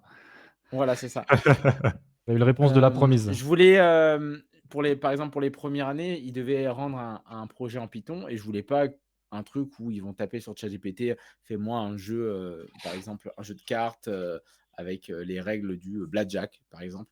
Parce que je me suis dit: «Ça, tout le monde va le générer en 5 minutes, c'est réglé». Donc j'ai inventé mon propre jeu de cartes qui n'existait pas, donc Voilà. un nouveau jeu de cartes pour que les élèves se cassent plus la tête sur: «OK, on va voir ce que ChatGPT nous génère, on va voir comment le formuler, on va mettre en commun ça, on va voir comment le débugger nous-mêmes, et cetera». Et donc il y en a, quelques-uns qui se sont lancés sur ChatGPT. Au bout de 5 minutes, ils ont vu qu'ils n'arrivaient pas à générer ce que je demande et donc ça leur a servi juste de petit template de base et après ils ont dû, produire dessus. Donc en tant que formateur, j'ai beaucoup discuté avec des personnes d'autres matières. J'ai discuté avec des formateurs en anglais, en maths, en gestion de projet, en économie et tout le monde a le même problème de ChatGPT. Ça a totalement modifié notre manière d'enseigner, de donner des sujets, et cetera. Il y Mmh. en a même qui, dans leur énoncé, faisaient une tournure de phrase qui fait que ChatGPT ne peut pas le comprendre et met une erreur au début. Donc, c'est toute une manière de repenser les énoncés, repenser l'exercice, repenser ce qu'on va donner pour pas que les étudiants débranchent leur cerveau et jettent ça, sur ChatGPT. Mmh, Voilà. mais Après tu quand c'est un vois contrôle ça, pour le coup, moi qui, idolâtre l'utilisation de ChatGPT au quotidien, pour moi, pour le côté formation, c'est un fléau parce que les gens ne réfléchissent plus. Tu vas faire de l'algorithmique, bah, tu vas en faire beaucoup moins, tu vas te creuser beaucoup moins la tête et pour le coup, je pense que les méthodes archaïques, de nous on appelait ça à la fac la programmation orientée papier. C'est-à-dire, en fait, tu devais Pas coder mal. des algorithmes sur la feuille, tu vois? Ah ouais. Et la POP. ouais, ouais, c'était exceptionnel, tu vois? On avait des profs, ils nous faisaient que ça, on n'avait pas d'ordinateur, on faisait que de la programmation orientée Ah papier. l'enfer. Et ben, tu vois, pour le coup, je trouve que c'est mieux que, d'utiliser ChatGPT parce que sinon tu apprends rien. Donc moi, aujourd'hui, dans mon métier, moi, je suis formé, c'est pas un souci, je suis formé. Effectivement, comme tu l'as dit, Graven, c'est un assistant. Il m'aide et des fois, effectivement, beaucoup de fois, j'ai envie de débrancher mon cerveau. Je sais comment faire, allez, c'est bon, me prends pas la tête, faut que je sois productif, faut que je fasse plus d'argent, donc c'est parti, on y va. Mais dans un processus d'éducation et de formation, je trouve que c'est hyper néfaste. Moi, je suis pas tout Faut à m fait d'accord. faut mélanger les faut mêler manger mélanger les 2, je pense. Moi, j'ai fait du POP, hein, Programming of Paper. On va l'appeler comme ça. Pas mal. J'ai vu du coup par rapport à ce que je demandais sur ordinateur, le niveau s'effondrer. On voit que dès qu'on passe hors ordi et qu'on Ouais. doit écrire nous-mêmes les requêtes SQL, Ouais, le ouais, PHP, ouais, Ça, c'est ouais, j'ai vrai. dit ouais. un, Ouais, j'ai dit un mot mais interdit, attention. Hmm. Que le niveau est pas là. Mais après, on peut pas fermer les yeux et se dire ils n'ont pas le droit d'utiliser l'IA parce que de toute façon, on est dans un métier où Non, bien ils n'auront sûr, jamais le droit à évidemment, Internet. Bah non, tu travailles dans évidemment, l'informatique. Moi, On je est vais le seul évidemment. poser une métier, question. on est dans le seul métier qui a le droit d'utiliser Internet, de tricher, entre guillemets, même si c'est pas de la triche. Il y a plein Yes. d'autres métiers où c'est pas du tout le cas, où c'est pas nécessaire. Les métiers plus manuels, tu n'as pas le droit de faire ce genre de choses. Donc, pourquoi s'en priver, en fait? Moi, Mais c'est à bonne dose. je À vais bonne poser dose. une seule question à tout ça. Est-ce qu'on s'en ficherait pas, vraiment, si on utilise ou pas l'IA, si ça mâche beaucoup notre taf, si ça mâche notre apprentissage, est-ce qu'on s'en ficherait pas? Parce que c'est quoi l'objectif? Dites-moi. Non, mais attends, parce que, ok, L'objectif, d'accord, c'est ok, attends, c'est attends, très... on va suivre, Vas-y, ok, vas-y. ok, on va suivre ta logique. Moi, je suis complètement d'accord avec Allez. toi, on s'en fout. Demain, il n'y a plus Internet, il n'y a plus de ChatGPT, les mecs, ils savent plus rien faire. Mais comment? Bah, comment tu devs sur Internet, toi, déjà? HTML? Tu crois qu'il y aura Mec, tu crois qu'il y aura encore des entreprises en place s'il n'y a non, plus mais Internet? j'extrapole. Je parle uniquement de compétences de développement. Parce que moi, je peux te dire que Ouais. le SQL, je le connais par cœur, hein. Je peux te le Mais sortir tes sans compétences de ChatGPT. développement, tu les utilises dans quel contexte? Dans un contexte où tu as un monde avec Internet. Mais non, mais d'accord, mais c'est pas ça la question. C'est, ok, tu as encore Internet, mais demain, ChatGPT Ouais, est down. Parce que, je sais pas, d'accord. Elon Musk, Un l'a peu plus débarqué précis. et Non, il c'était a coupé il tous y les a 2 jours, serveurs. c'était le cas, hein. Voilà. Ouais, c'est vrai. Il a coupé tous les serveurs, tu vois. Il a coupé tous les serveurs. Bah, moi, Qu'est-ce je qui vais te va se répondre passer, tu vois? Qu'est-ce clairement, qui va se passer? Mistral AI, Non, mais d'accord. Bon, ok, ils rien sont d'autre. tous éteints. Ils On sont a tous éteints. 15 millions d'autres. Tous les LLM sont éteints. Là, tu vois J'ai la petite idée. voilà. Tu veux pas jouer à mon jeu. Là, tu veux pas jouer à mon jeu, Billy. Demain, Bah, qu'est-ce qui va se passer pour ces développeurs qui ont appris uniquement avec l'IA? moi, je pense qu'il va rien leur arriver parce que les gars qui savent pas se débrouiller sans IA sont... Je suis totalement d'accord avec ce qu'a dit Graven. C'est vrai que ça change énormément notre façon de travailler. Même un gars qui est senior et qui se met à de l'IA, ça va changer sa façon de travailler. Il va oublier beaucoup plus de choses, tu vois? Mais le truc, c'est que, comme je t'ai dit, il y a 15 millions d'IA qui existent et c'est un peu, à chaque fois ma philosophie de ce qui est naturel doit arriver, en fait. Naturellement, on va là-dedans. Naturellement, on est amené à travailler avec l'IA. Elle va pas nous remplacer, mais en tout cas, c'est à nous de faire en sorte qu'elle s'intègre à notre vie de dev le mieux possible. C'est ma Alors dernière moi question. Est-ce que l'IA va nous remplacer? C'est la dernière moi je question. pense, pour répondre à ton avant-dernière question, moi je pense que c'est vraiment un sujet à part, mais c'est pas le tracas numéro 1 que devrait avoir une boîte ou quoi que ce soit. Parce que typiquement avant, on avait le même problème. Les développeurs qui ne savaient pas spécialement maîtriser la recherche, Google, bon, ça pouvait arriver, tu sais. D'où le fameux, How to Div Center, Div, Ouais, pardon. non, ouais, c'est l'inverse parce que sinon ça va Ouais, être c'est l'inverse, compliqué. pardon. How to Center Div et du coup, bah, forcément, c'est les mêmes problèmes qu'on a, en fait. C'est les mêmes problèmes qu'avant. Sauf qu'aujourd'hui, le vrai problème, c'est qu'il y a masse de développeurs comparé à avant et cette masse de développeurs-là, elle baigne dans l'IA depuis le début. Donc forcément, tu coupes l'IA, tu coupes Google et tu coupes, tous les outils qui te permettent d'avoir, du code pré-mâché, directement, bah, forcément tu auras un gros down dans cette industrie-là. Parce que beaucoup de développeurs sont obligés aujourd'hui d'utiliser l'IA. Parce que soit ils n'ont pas spécialement les compétences, ou ils n'ont pas assez poussé l'apprentissage, ou tout simplement, bah, parce que c'est obligé, tout simplement. Genre, ça te permet d'aller plus vite. Donc, le patron, il ne va pas te payer si tu travailles 5 fois moins vite qu'un autre, tu vois. Il va embaucher l'autre gars qui utilise l'IA, qui lui va plus Ça, vite. c'est la mentalité. Dans quelques années, je pense, il y a encore beaucoup de patrons qui privilégient les années d'expérience plutôt que la productivité de l'être humain, je pense. En lui-même, il y a encore beaucoup de seniors qui se font recruter au détriment de gens qui sont 4 fois plus productifs, mais ils sont plus jeunes. Voilà. Après, j'ai Pour entendu quelque moi, chose. les Ouais, vas-y, je grave. je veux Vas-y. juste rebondir pour pas que ça s'éloigne trop du discours il y a 2 secondes.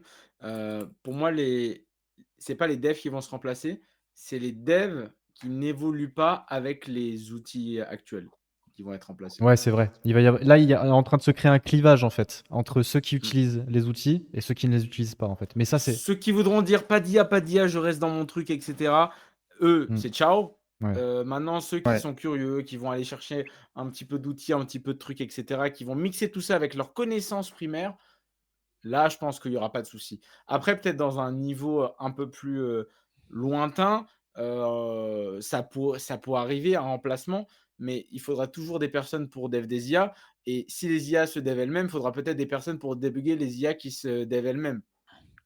Et ouais, on t'a perdu là. Je suis Là, pas Non, je rigole. c'est perdu. trop compliqué Non, pour ça moi. va. Non, ça va. Moi, j'ai une question. Moi, j'ai une question pour vous, les gars. Est-ce que c'est mieux d'avoir un gars qui est moyen dans le dev ou alors un senior, mais qui est plutôt, voilà, c'est pas un craquito non plus. C'est un gars qui est bon, quoi. Ou est-ce que c'est mieux d'avoir un gars qui est moyen dans la programmation pure et dure, mais qui touche vraiment à tout et qui a un champ d'action illimité grâce à l'IA? Non, mais En gros, d'accord, mais est-ce que non, mais attends, c'est comme si je te dis, tu préfères une pièce d'or ou une pièce d'argent.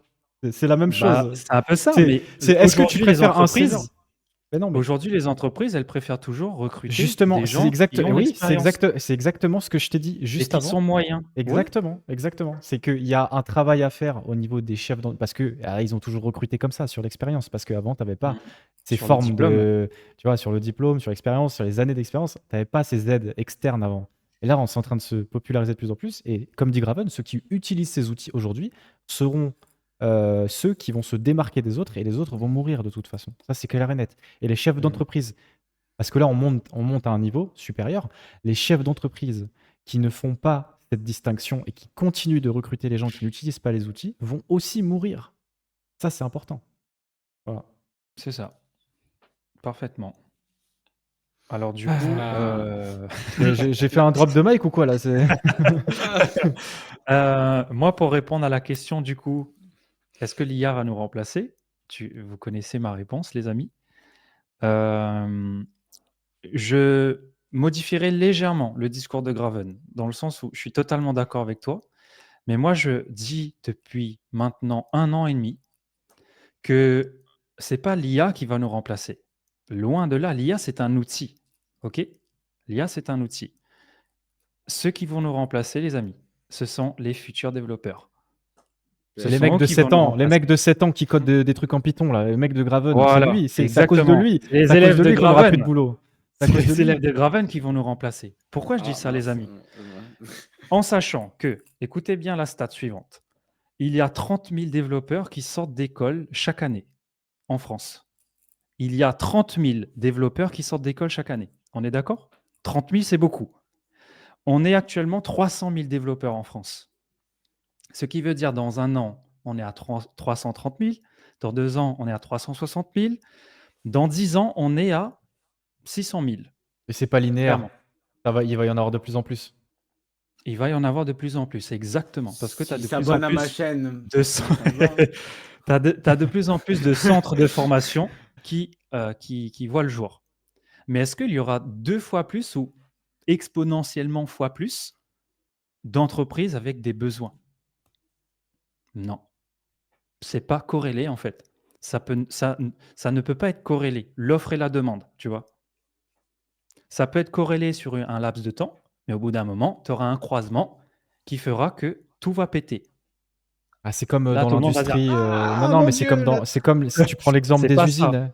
Non, mais tu prends l'exemple des usines avec le nombre d'ouvriers dans les années 1900 là, qui Voilà, un était peu, ouais, exact. énorme. Et aujourd'hui, avec qui ont été remplacés par les robots, tu as dû licencier énormément parce qu'avant, puis tu sais, c'est tout le temps comme ça. Ces mecs-là, C'est un ces cycle. ouvriers, ils étaient dans les champs avant. Ce qui s'est passé en Angleterre pendant la Exactement. révolution industrielle, ils ont pris tous les paysans et ils les ont mis dans des usines. Et ils ont fait plein de villages, usines comme ça. Maintenant, ça a été remplacé par des machines. Et c'est un petit peu ce que tu dis avec l'intelligence artificielle. dans quoi elle va s'inclure dans les entreprises? Est-ce qu'il y aura autant de développeurs? Est-ce qu'il y aura autant de besoins de mecs qui... Est-ce que le métier ne va pas se Le, transformer? Moi, je pense que le métier va se transformer aussi, tu vois. Ce sera plus du tout les mêmes compétences, ce sera plutôt de l'administration, de l'architecture, ce sera quelque chose, un genre de chef d'orchestre, tu sais. ouais, Tu commanderas plein de machines et puis il y aura beaucoup moins de côté technique peut-être. Ou alors ce sera un autre genre de côté technique, je ne sais pas. En tout cas, on peut pas savoir, mais ce qui est sûr, c'est la que structure. évidemment, ça va se transformer. Je suis d'accord avec toi. Ouais. Et moi, j'aimerais finir par le fait que l'IA, le vrai problème avec l'IA, c'est que il y en a de plus en plus des développeurs. Et pourquoi il y en a de plus en plus? Parce que l'IA permet d'apprendre 10 fois plus vite qu'avant. Ce qui fait que, là encore exponentielle, la courbe d'apprentissage est de moins en moins longue. Ce qui fait qu'il y aura de plus en plus de plus en plus de devs, et qui dit plus en plus de devs dit qu'il y aura de moins en moins de travail, d'offres d'emploi, quoi, tu vois? Parce que les entreprises, elles seront tous full en développement. Ouais. C'est ce qui se passe dans tous les métiers, en fait. C'est l'offre et la demande. C'est la loi du marché. D'où l'intérêt de se diversifier et de pas penser dev, dev, dev, code, code, Exactement. code. Voilà. Exactement. Exactement, Exactement. Ouais. Parce que les parfaitement. barrières à l'entrée sont de plus en plus fines, les frameworks sont de plus en plus faciles à apprendre. Tu peux développer Mmh. des SaaS aujourd'hui, des logiciels très facilement. En plus, tu rajoutes l'intelligence artificielle, tu rajoutes toute la documentation, les formations diverses et variées qui sortent sur Internet. La barrière à l'entrée devient devient de plus en plus fine et du coup, tu dois te diversifier, tu dois te spécialiser aussi dans des choses qui sont extrêmement complexes aujourd'hui. Et tu vas devoir, dans 3-4 ans, te recomplexifier aussi. L'apprentissage continue tout le temps, tout le temps, tout le temps. Et c'est pour ça. Mmh. D'ailleurs, en freelance, je ne sais pas si vous le sentez, les gars, mais moi, je sens qu'il y a de plus en plus de concurrence, en tout cas, dans les plateformes dans lesquelles je Clairement. suis. Quand j'ai commencé, et en 6 mois de temps, en 6 mois de temps, les gars, je trouve qu'il y a de plus en plus de gens qui se mettent à faire du dev, quoi.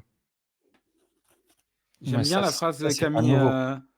Camille Jazz dans le chat. La bétonnière n'a pas remplacé les maçons. C'est mon discours aussi. C'est vrai, c'est vrai. Mais ça a transformé le métier de A à Z, en profondeur, tu vois? Parce que forcément, avant, pour tourner le béton, je sais pas si vous avez fait de la maçonnerie un petit peu, les gars? Moi, j'en ai fait. Voilà. Non, moi je suis quelqu'un de Pour pour franc-maçon. tourner, putain, nous dis pas tout. Pour, créer du béton, il vous suffit quoi? De tourner le sable, le ciment et cetera, et mettre de Et l'eau. l'eau, ouais. Ça a l'air simple comme ça, mais croyez-moi que les bras souffrent. Ce qui fait qu'avant, pour tourner la même quantité de béton que tourne une bétonnière, il te fallait 10 gars. Enfin, j'extrapole, hein. Il te fallait 10 gars, alors qu'aujourd'hui 2 bétonnières font le même travail que 10 personnes, tu vois? Il faut quand même, Mais c'est 2-3. incroyable, Billy. C'est fou, quoi. Les gens qui se branchent sur le live maintenant, ils doivent Ouais, pas comprendre. bienvenue dans Aujourd'hui, Entre maçons, l'émission du BTP. C'est l'épisode 2. Exactement. Les n'oubliez les pas, code promo Béton 2.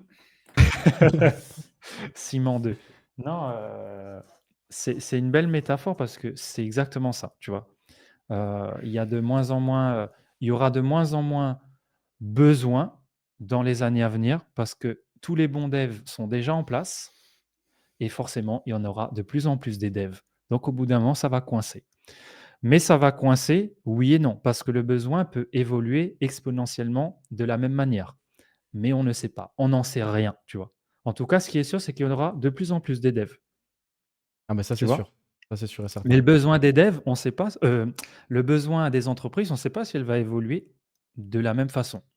On verra. Pour l'instant, on a notre job. On est dans l'instant présent, mais faut se préparer à l'avenir quand même. Donc, c'est pour ça qu'on a cet échange-là aujourd'hui. C'est quel est l'avenir des développeurs et quel est l'avenir du métier de développeur et de l'industrie de la tech et du digital. On a fait le tour, les gars?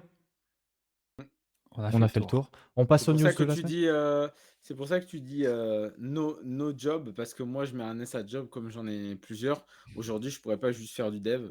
Je pense que Ouais, ouais, ouais, moi, c'est ce pareil. serait, C'est pareil. ce serait incomplet. Enfin, il y aurait un sentiment De la d'accomplissement peut-être satisfaction. moyen. Voilà, quelque chose d'incomplet. Et je me dis, voilà, quand dans le milieu du dev, ça va pas bien et tout, au moins le milieu de l'animation, c'est un milieu qui est totalement à l'opposé de ça. heu, où tu vas te construire des vraies relations, quelque chose de beaucoup plus humain et dans l'autre sens, la stabilité qu'on a dans l'informatique, elle est davantage présente que dans les milieux, on va dire, de relation à la personne et cetera. Donc, il y a vraiment un fossé entre les 2 et c'est bien de pouvoir, passer de l'un à l'autre sans pour autant être voilà, tu figé dans ton métier, tu peux pas faire autrement et d'être Mmh. bloqué soit dans une routine qui ne conviendrait pas, soit avec cette peur au ventre de se dire: «Voilà, dans quelques années, j'ai que ça sous la main», quoi. Mmh. OK, beh, Après on c'est semble parfait. on semble très négatif par contre. Les Non, non, gars, non. on Non, on non, vous c'est on c'est dit on vous dit pas, que ça sera la merde dans le futur, hein. c'est pas de la Ce que moi je négativité. dis ce que moi je dis, c'est qu'évidemment, il y aura de plus en plus de devs, donc je ne sais pas ce qui va se passer. En tout cas, ce que je dis très fièrement, c'est que l'IA ne va jamais nous remplacer. Ce sont les futurs devs qui vont potentiellement nous remplacer, pas l'IA. Il y aura pas 300 000 IA, dans 10 ans. Il y aura 300 000 développeurs en plus sur le marché.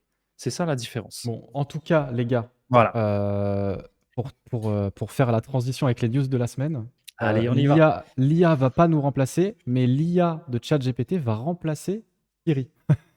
Voilà, Oh, parce très que, belle transition, bravo. très belle transition parce que, donc vous l'avez certainement vu, c'était la conférence annuelle des développeurs d'Apple 2024, qui a eu lieu cette semaine et Apple a notamment fait pas mal de news, et donc parmi ces news, on va parler de ChatGPT, le partenariat, mais il y a quelques news intéressantes. D'abord, l'Apple Vision Pro, les gars, est officiellement annoncé pour une sortie en France. C'est-à-dire que à partir de dans quelques mois, vous allez pouvoir voir des guignols se balader avec, Oh un shit. masque de ski Oh mon Dieu, sur la tête. Donc, ça va est-ce être que génial. vous allez l'acheter, les gars, l'Apple Vision Pro?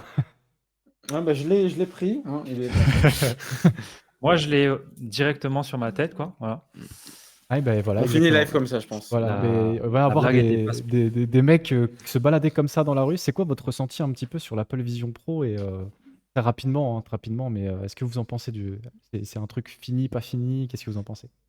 Moi, je trouve que c'est gadget de fou. C'est gadget parce que encore une fois, je reviens sur la même, philosophie, à 2 balles peut-être, je ne sais pas, mais ce n'est pas naturel. Tu vois ce que je veux dire?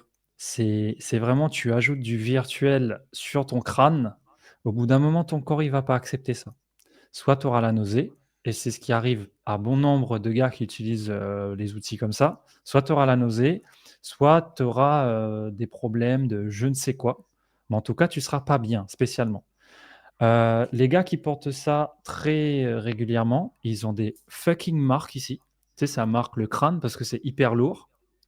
Du coup, potentiellement, tu peux avoir des problèmes de santé avec un gadget En plus de qui passer pour un n'apporte con. pas spécialement voilà, en plus de passer pour un con, tu risques d'avoir des vrais problèmes de santé à cause d'un gadget qui n'est pas spécialement indispensable.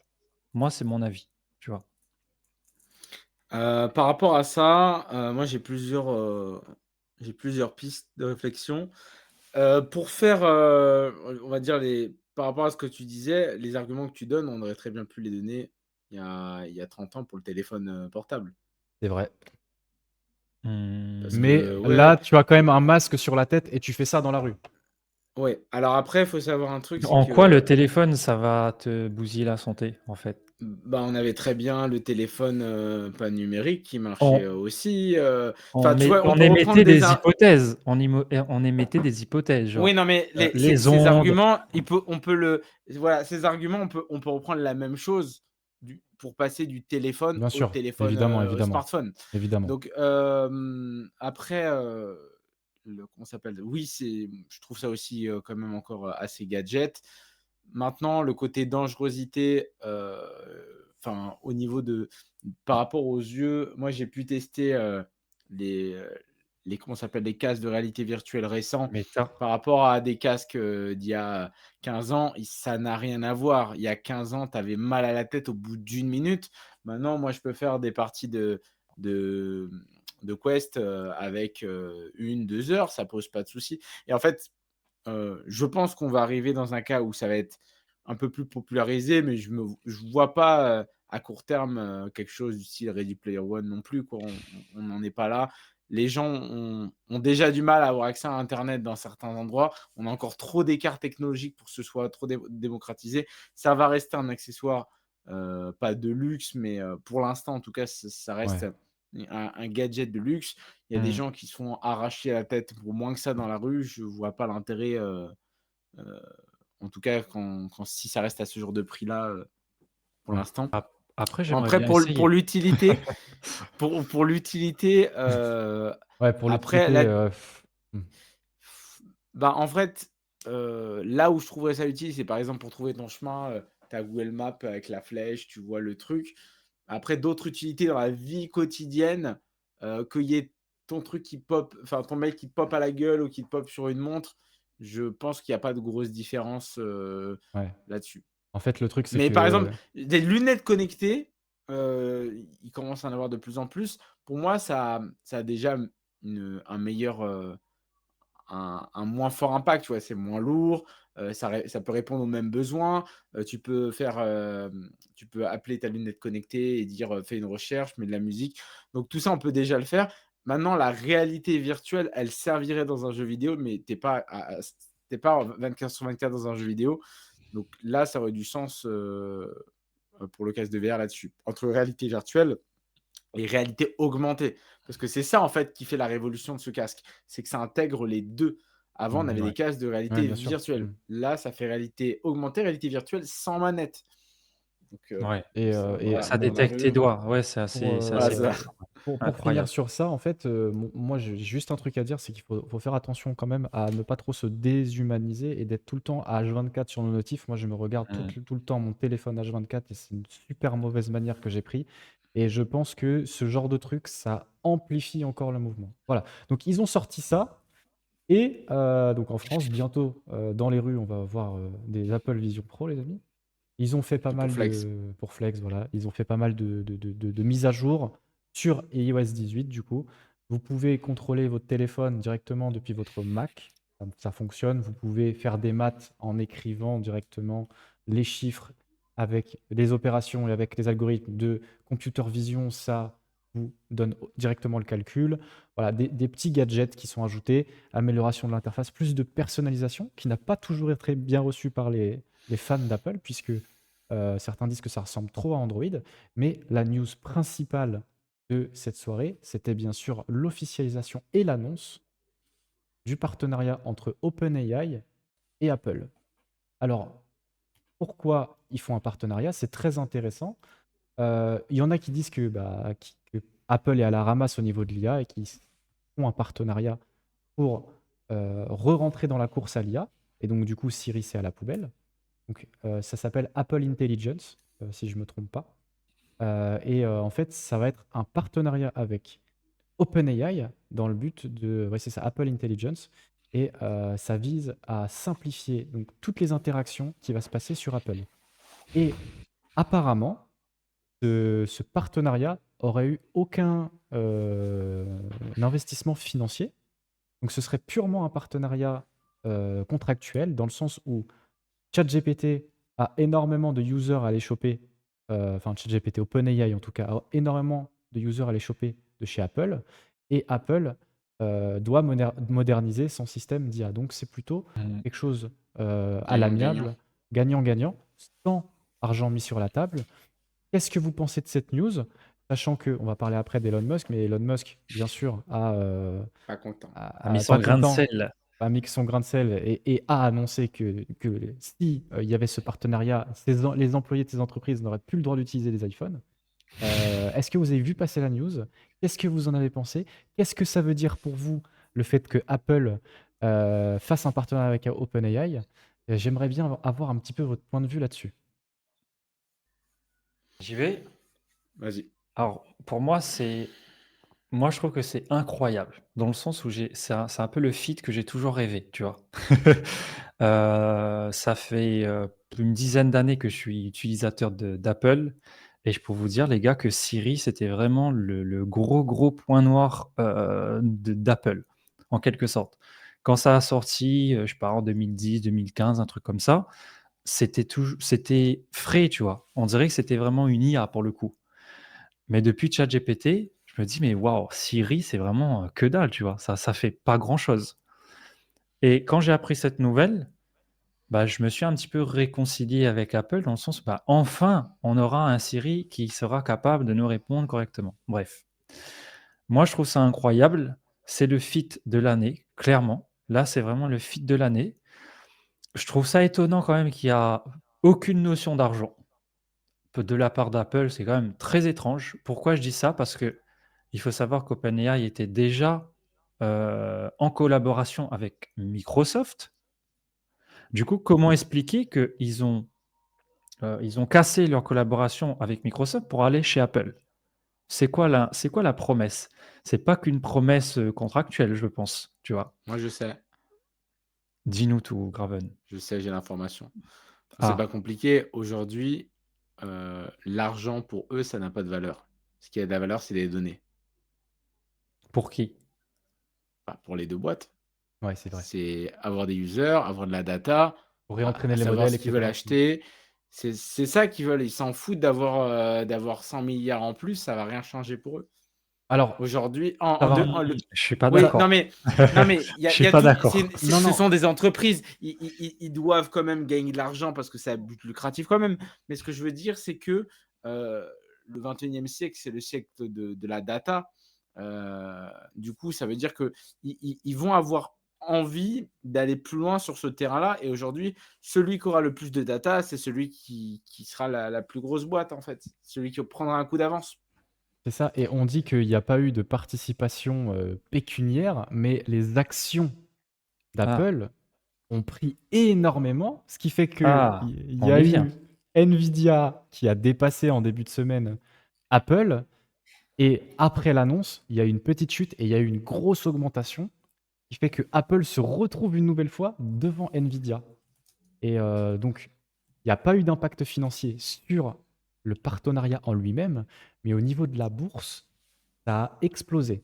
Ça a vraiment explosé. Donc, On y vient. ouais, ouais, on y vient justement. Mmh. Euh, la Ah, il y a eu news, un split sur les actions Nvidia, je l'ai même pas vu. ouais, ouais, ouais. Parce que je vois que c'est passé à 129, je fais: «Oh, c'est en promo». Ouais, On bah, a faut on a eu un acheter là. split à 10. Faut OK. acheter. Et justement, c'est le deuxième sujet. On va parler d'NVIDIA et on va parler d'OpenAI. De toute façon, ces boîtes-là, elles sont liées. C'est lié. NVIDIA, il fournit des cartes graphiques à OpenAI. OpenAI, il fait des partenariats avec Apple. Enfin, peu importe, c'est lié tout ça. Euh, Quel est votre avis là-dessus? Est-ce que NVIDIA et l'intelligence artificielle, c'est une bulle, comme la bulle Internet qu'on a, la fameuse bulle Bulle. Internet qu'on a eue, hein, la bulle, et que ça va se cracher un jour, un moment, pas dans un futur proche, mais dans un moyen terme, long terme. Quel est votre avis là-dessus, justement? Parce que là, les actions, elles sont en train de s'envoler, parce que tu as de l'intelligence artificielle chez Apple, du coup, ça s'envole. Nvidia, ils produisent des puces graphiques, ça s'envole pour l'IA. Donc, c'est quoi un petit peu votre avis là-dessus? Est-ce que c'est une bulle ou est-ce que ça va se pérenniser dans le temps? Moi, ça me Alors, choque le prix. moi, Le Je mon prix, suis avis, il est choqué. très le prix, clair. c'est choquant. Vas-y, Vas-y, je commence. let's go. Le prix me choque parce que je regarde en 2022, je fais: «Ah bah, Nvidia, c'est cool, tout le monde connaît et Mm. tout, c'est les cartes graphiques, c'est les Ouais. machins, c'est les trucs». Tout le monde connaît? À 100 à 130 Moi, je reste sur le 130 même discours, c qu'il y a Tu 2 vois, c'était semaines, hein. là, on est deux contre c'est toi, Billy. Là. Tout le monde connaît Tout le Nvidia. monde connaît Nvidia. Aux États-Unis, tout le monde connaissait Nvidia, ça c'est sûr. non, Tu mais veux tu aujourd'hui, tu tu veux me parles de dire tu veux me dire que dans vraiment n'importe où dans la planète, tu vas, par exemple, au Brésil, au Chili, au Mexique, peu importe, tu poses la question à un gars: «Est-ce que tu connais Apple et est-ce que tu connais Nvidia?» Tu crois qu'il va Non, dire: mais «Ah oui, je connais plus c'est pas du Nvidia tout, c'est pas qu'Apple» du tout ou pareil. C'est inversement? pas du tout pareil. C'est pas du tout pareil en termes de marketing, de brand et de Bah, voilà, là, je te donc parle de c'est pas tout le je monde vais qui redire connaît ma Nvidia. Tout le monde je vais connaît redire Apple ma par OK, contre. je redis ma phrase. Tout le monde connaît Nvidia, dans le milieu de l'informatique. Voilà, Ah, c'est bah, ça. c'est un peu plus Voilà. précis. C'est On bon? est C'est on plus est ciblé? on est OK. Donc, moi, j'ai connu Nvidia à peu près à ce prix, 130, mais pas splitté du coup. Et là, voir ça aujourd'hui, je trouve ça quand même monstrueux. Maintenant, sur les fondamentaux, Nvidia, c'est pas non plus un truc totalement virtuel. Il y a du Mmh. logiciel, mais c'est aussi beaucoup de matériaux physiques. Quand on a quelque chose de physique, c'est déjà, c'est un peu moins bullesque que Ouais, c'est vrai. d'autres, produits, cryptographiques, si j'ai envie de dire. Mmh. Hem, du coup, moi, je suis assez rassuré là-dessus quand on voit que, bah, c'est une marque qui prend de plus en plus d'ampleur. Aujourd'hui, on connaît Nvidia aussi pour ses logiciels, et pour, Mmh. toute l'avancée qu'il y a eu avec l'IA. Mais, juste, déjà les cartes graphiques, c'était bien. Enfin, c'était rassurant, en fait, pour la suite. Mais c'est vrai qu'il faut quand même, il faut que ça corrige, parce que là, est-ce que c'est pas la guéguerre entre Apple et Nvidia, celui qui arrivera à faire Ouais, la c'est un plus peu la grosse guerre, ouais. perf, le Mmh. p il y a aussi, beaucoup de il y a aussi les marchés qui jouent avec ça. C'est comme Mmh. l'or, l'or imprimé, leur papier, leur papier ou leur physique. Il y a ce jeu, avec tout ça. Mais si on parle vraiment des fondamentaux, une boîte qui fait, autant de matériaux informatiques différents, bah, pour moi, elle a toutes les chances de rester encore là, et une Aussi bulle, c'est aussi, vraiment un truc qui apparaît costaud que d'un ça? coup, moi je trouve quand même que Bah, c'est assez en costaud, fait, hein. tu as le gaming, c'est, l'art, le plus lucratif, c'est la Mmh. forme d'arme la plus lucrative, du monde. Ça rapporte des milliards et des milliards et des milliards. Tout le monde joue aux jeux vidéo et tu as l'IA. Ils te vendent des B200 à 70 000 l'unité et il t'en faut je sais pas combien dans un data center, tu vois? Donc tu as ces 2 sources d'acquisition qui sont énormes. Tout le monde a une Nvidia, les puristes là qui ont des, c'est quoi? C'est les, c'est quoi? C'est l'autre marque de Nvidia, c'est quoi? C'est ATI RTX, Radeon, un là. truc comme ça? Non, c'est pas ça? AMD, Ah, Radeon. AMD, ouais, c'était ATI à l'époque. AMD. Mais tout le monde veut sa GTX, tout le monde veut sa RTX, tout le monde, tu vois? Quand tu fais un peu de gaming et quand tu fais de l'IA, tout le monde veut bah, tu pas trop le choix en fait. C'est les leaders du marché, c'est les meilleures puces graphiques, ils sortent des nouveaux modèles tout le temps et si tu veux être le meilleur, il faut utiliser les meilleurs trucs. Et donc ils ont 2 canaux d'acquisition. C'est ça en fait, qui est énorme, tu vois?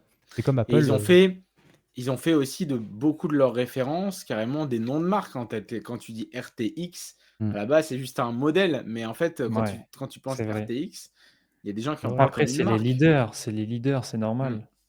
Mais moi, mon avis, il est très tranché, c'est que, tu peux pas être une boîte B2B presque 100 quand ton activité, c'est presque à 100 du B2B et que ta boîte vaut autant qu'Apple. Apple, ça fait 50 ans qu'ils sont là, tu vois? Ça fait 50 ans qu'ils gagnent beaucoup, beaucoup, beaucoup d'argent.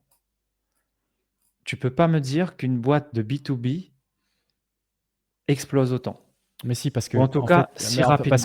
mais si, parce qu'en fait, il faut regarder, le potentiel qu'il y a de vente. Comme je t'ai dit, une puce graphique, ça coûte 70 000 pour, tu Alors que des iPhones, il faut que tu en vendes combien pour atteindre 70 000 C'est toujours ça, c'est le jeu de soit tu joues au marché de masse, soit tu Mais joues au marché de niche, en fait. Mais c'est la énorme. rentabilité, est-ce que tu sais la marge qu'ils se font, Nvidia, par rapport à une carte graphique, par exemple? Bah, non, mais dans tous les cas, c'est du hardware, donc ils doivent marger ce genre d'entreprise doit marger à peu près de la même chose, que ce soit ils font pas fabriquer aux États-Unis, tu vois ce que je veux dire? Dans tous les cas, c'est la Mmh. même chose, ils doivent marger à peu près pareil, ça reste du hardware. C'est pas comme si tu comparais une boîte de la tech pure, genre, Amazon et encore Amazon, c'est de la logistique, donc ça compte pas. On va prendre, je sais pas, Airbnb avec Apple, tu vois? Ils font du hardware. Là, ils font tous les 2 du hardware, donc ils ont tous les 2 des coûts de production et t'inquiète pas qu'ils délocalisent aussi. Donc ils font énormément de cash. La question c'est à qui tu distribues et c'est pas parce que c'est B2B que ça peut faire énormément de cash et que ça peut pas dépasser Apple. C'est juste quelle est Oui, l'utilité aujourd'hui, ça tu peut vois? faire énormément de cash, mais sur le marché, de la bourse, autant exploser d'un coup, pour moi, c'est bulle. Mais c'est parce Pour que moi, c'est ouais, grosse bulle. bah, à Là, voir. je suis en train de comparer les courbes et là, tout a été accéléré avec le Covid. Enfin, Mmh. on va pas cacher les trucs. Après Il y a une date, il y a 2019-2020, tout explose à partir de 2020 en mmh. x4. Tu vois ça partout, hein, donc c'est pas spécifique, à est-ce que Apple est mieux qu'Nvidia ou est-ce que ça représente plus? Là, n'importe quelle boîte, qui s'est un peu valorisée, elle a pété au Covid, hein. Voilà, très clairement. Bah, là, c'est un bon retour que tu nous as donné, Graven. Dans le sens où tu as des boîtes qui ne valent absolument rien physiquement. Fondamentalement, ça ne vaut rien, mais pourtant ça explose à la bourse. Ça veut te dire quoi ça? Ça veut te dire que ce n'est pas corrélé.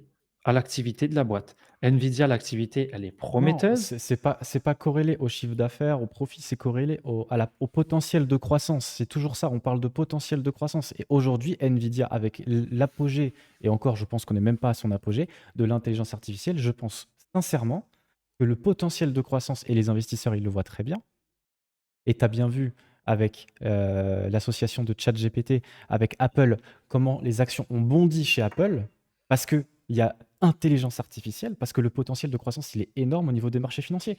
Un investisseur, qu'est-ce qu'il veut? C'est faire un multiple, tout simplement. Et pour faire un multiple, qu'est-ce qu'il y a? Il faut investir dans des entreprises qui ont des potentiels de croissance plus grandes que les autres. Et en ce moment, Nvidia a un très fort potentiel de croissance.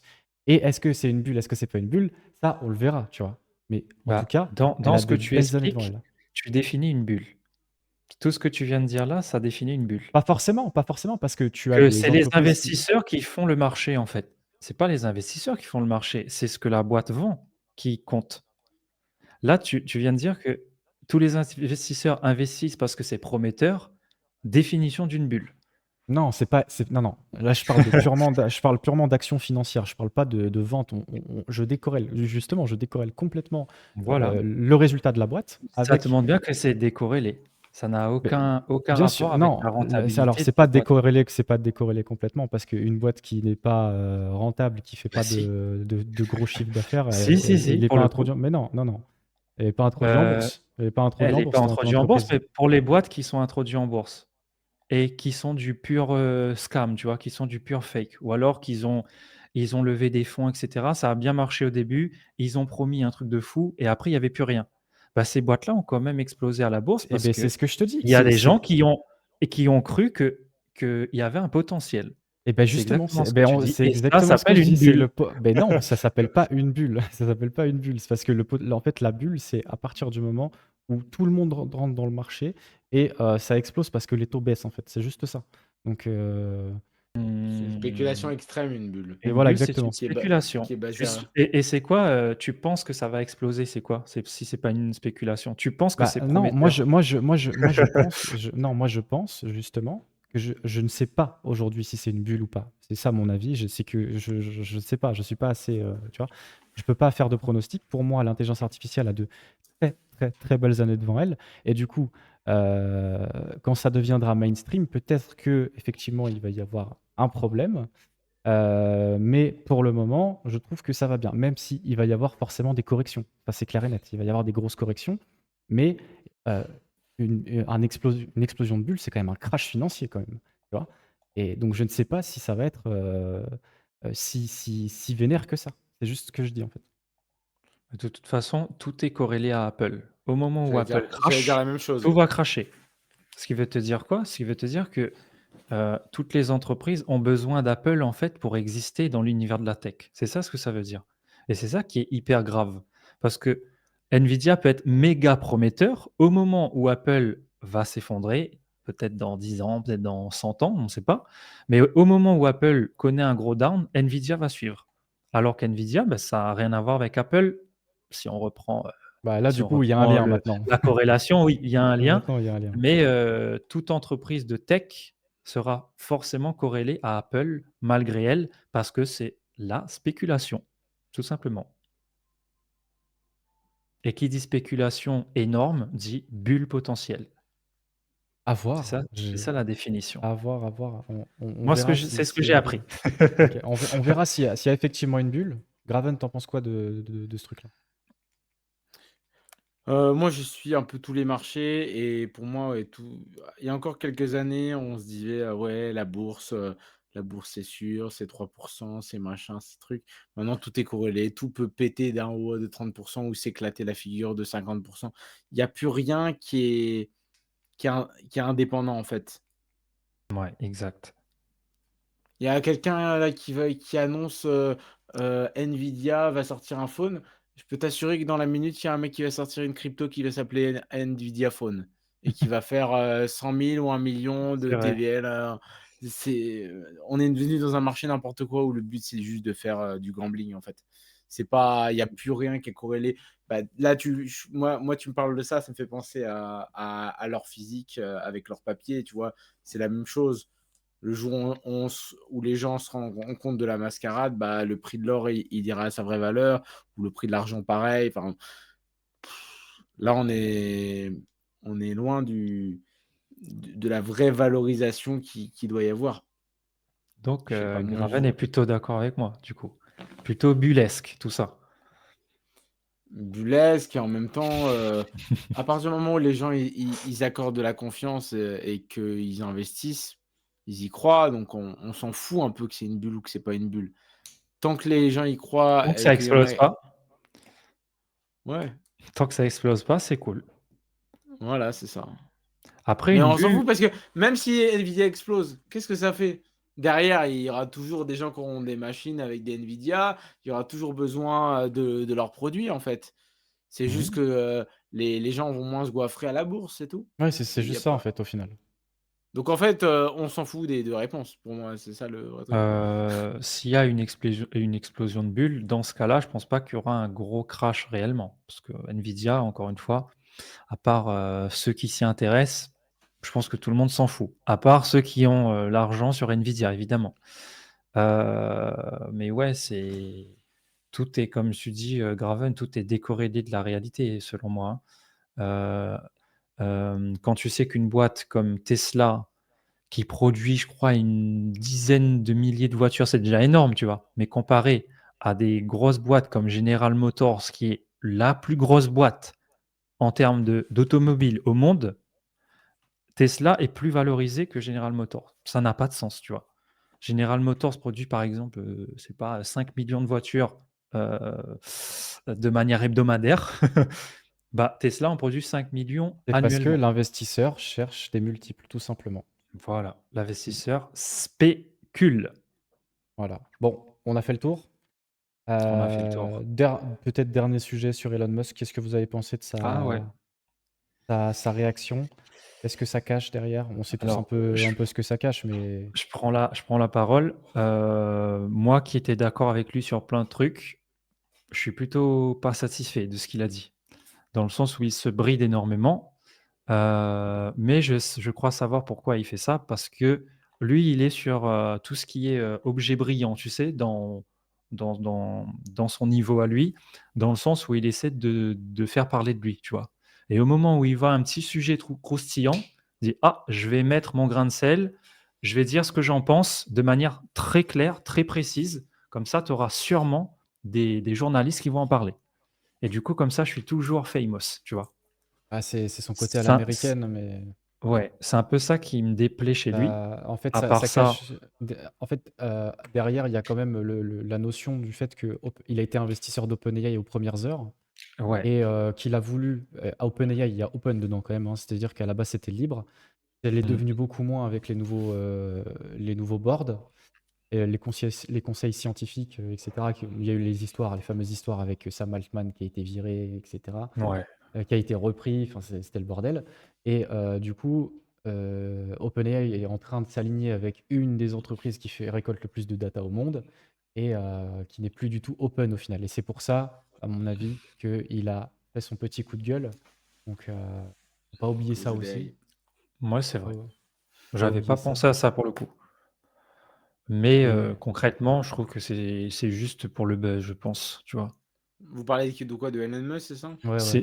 C'est juste pour le buzz, pardon, et je pense qu'il a les nerfs, tout simplement. Il a les boules. Ah mais pour lui, c'est Twitter, c'est son joujou, hein, il s'amuse, hein, il fait son truc. Ouais, c'est ça. Quand Ouais. quand il a fait pump le Dogecoin, à de 7 000 000 en je sais pas combien de temps, derrière, c'est qu'il a un intérêt, s'il Mmh. envoie lui, il vit sa vie, hein, il a envoyé c'est quoi sa voiture là dans l'espace en orbite, il y a quelques années, il met des trucs dans la tête des gens, Non, mais il fait ses trucs, hein. c'est un Américain aussi et c'est vrai que Ouais, nous, c'est en tant ça. que Français, on a peut-être du mal à interpréter Ouais, ça, c'est vrai. certains Mais là comportements. pour moi, sa réaction, c'est un caprice, quoi. Oui, C'est un c'est un caprice, caprice à l'américaine, en fait, tu vois? voilà, c'est ça. Faut que ça en parle dans la presse, faut que ça, tu vois? C'est normal, Mmh.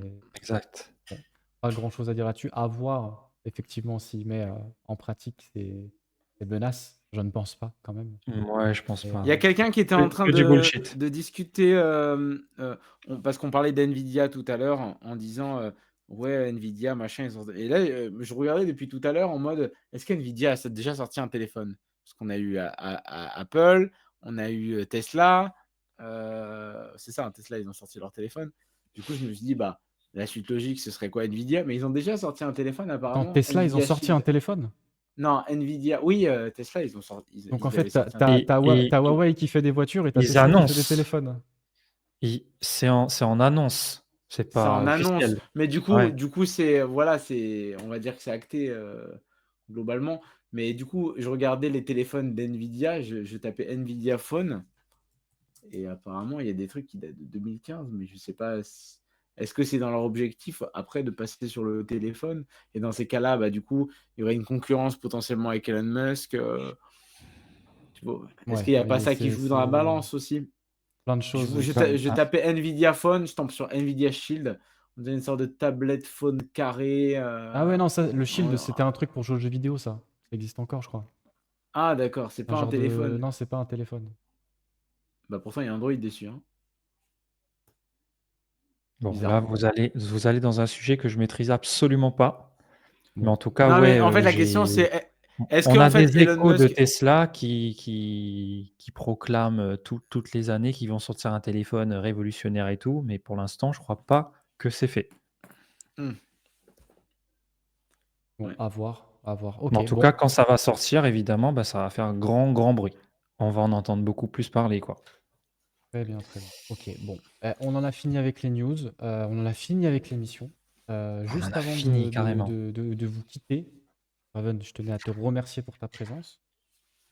Merci, Très plaisir plaisir. partagé. Et où c'est qu'on peut te retrouver pour tous les gens qui ne te connaissent pas et qui aimeraient te retrouver sur les réseaux sociaux, sur YouTube? Parce qu'il y a des gens qui ne le Euh, connaissent pas. Ah bah tu sais, C'est vrai ça. What the fuck? je le fais Mais avec tous les invités. Je le qu'est-ce fais que avec tous vous les avez invités. raté? Qu'est-ce que vous avez raté, les amis? Vraiment. Si vous connaissez pas ce gars, vous avez raté votre vie de développeur, en fait. En tout cas, si vous êtes plus ou moins jeune. Où on peut me retrouver, du coup, bah, moi j'ai un Discord, j'ai ma chaîne YouTube, sur Twitter également, sur LinkedIn, à peu près voilà, sur tous les réseaux sociaux, aussi sur TikTok, Instagram. Maintenant, là où on pourrait me trouver le plus, on va dire, en plus accessible, ça va rester, par Discord quand même. Voilà. C'est là qu'il Ok. sort son J'essaye de adresse. répondre à un Là, maximum on de peut me gens, mais retrouver, bah, c'est 13 rue, 13 N'oubliez rue de la pas Vallée. de... Envoie ton j'allais PayPal faire aussi, la hein. vanne. En fait, j'allais faire la vanne, j'allais dire: «Où on peut le retrouver?» J'allais dire: «Chez moi». Mais en Ouais. fait, après tu as dit: «En ligne», donc ça m'a cassé ma vanne, c'est un peu embêtant. Ok. Donc allez follow les gars, Graven et Graven Dev sur tous les réseaux. Et n'hésitez pas à rejoindre son Discord aussi. Je pense qu'il est très présent sur son Discord. Merci Graven, Mhm. merci Billy d'avoir participé. Merci à On toi. se retrouve après l'été, parce que là c'est l'été les gars quand même, c'est la Faut pause estivale. profiter. Et oui, quand Mhm. même, faut en profiter. Merci à tous d'avoir suivi le live. On se retrouve pour de prochaines aventures. C'était Entre Dev épisode 2 et on se dit ciao. Salut les gars. Allez, ciao les gars. Ciao, ciao, merci.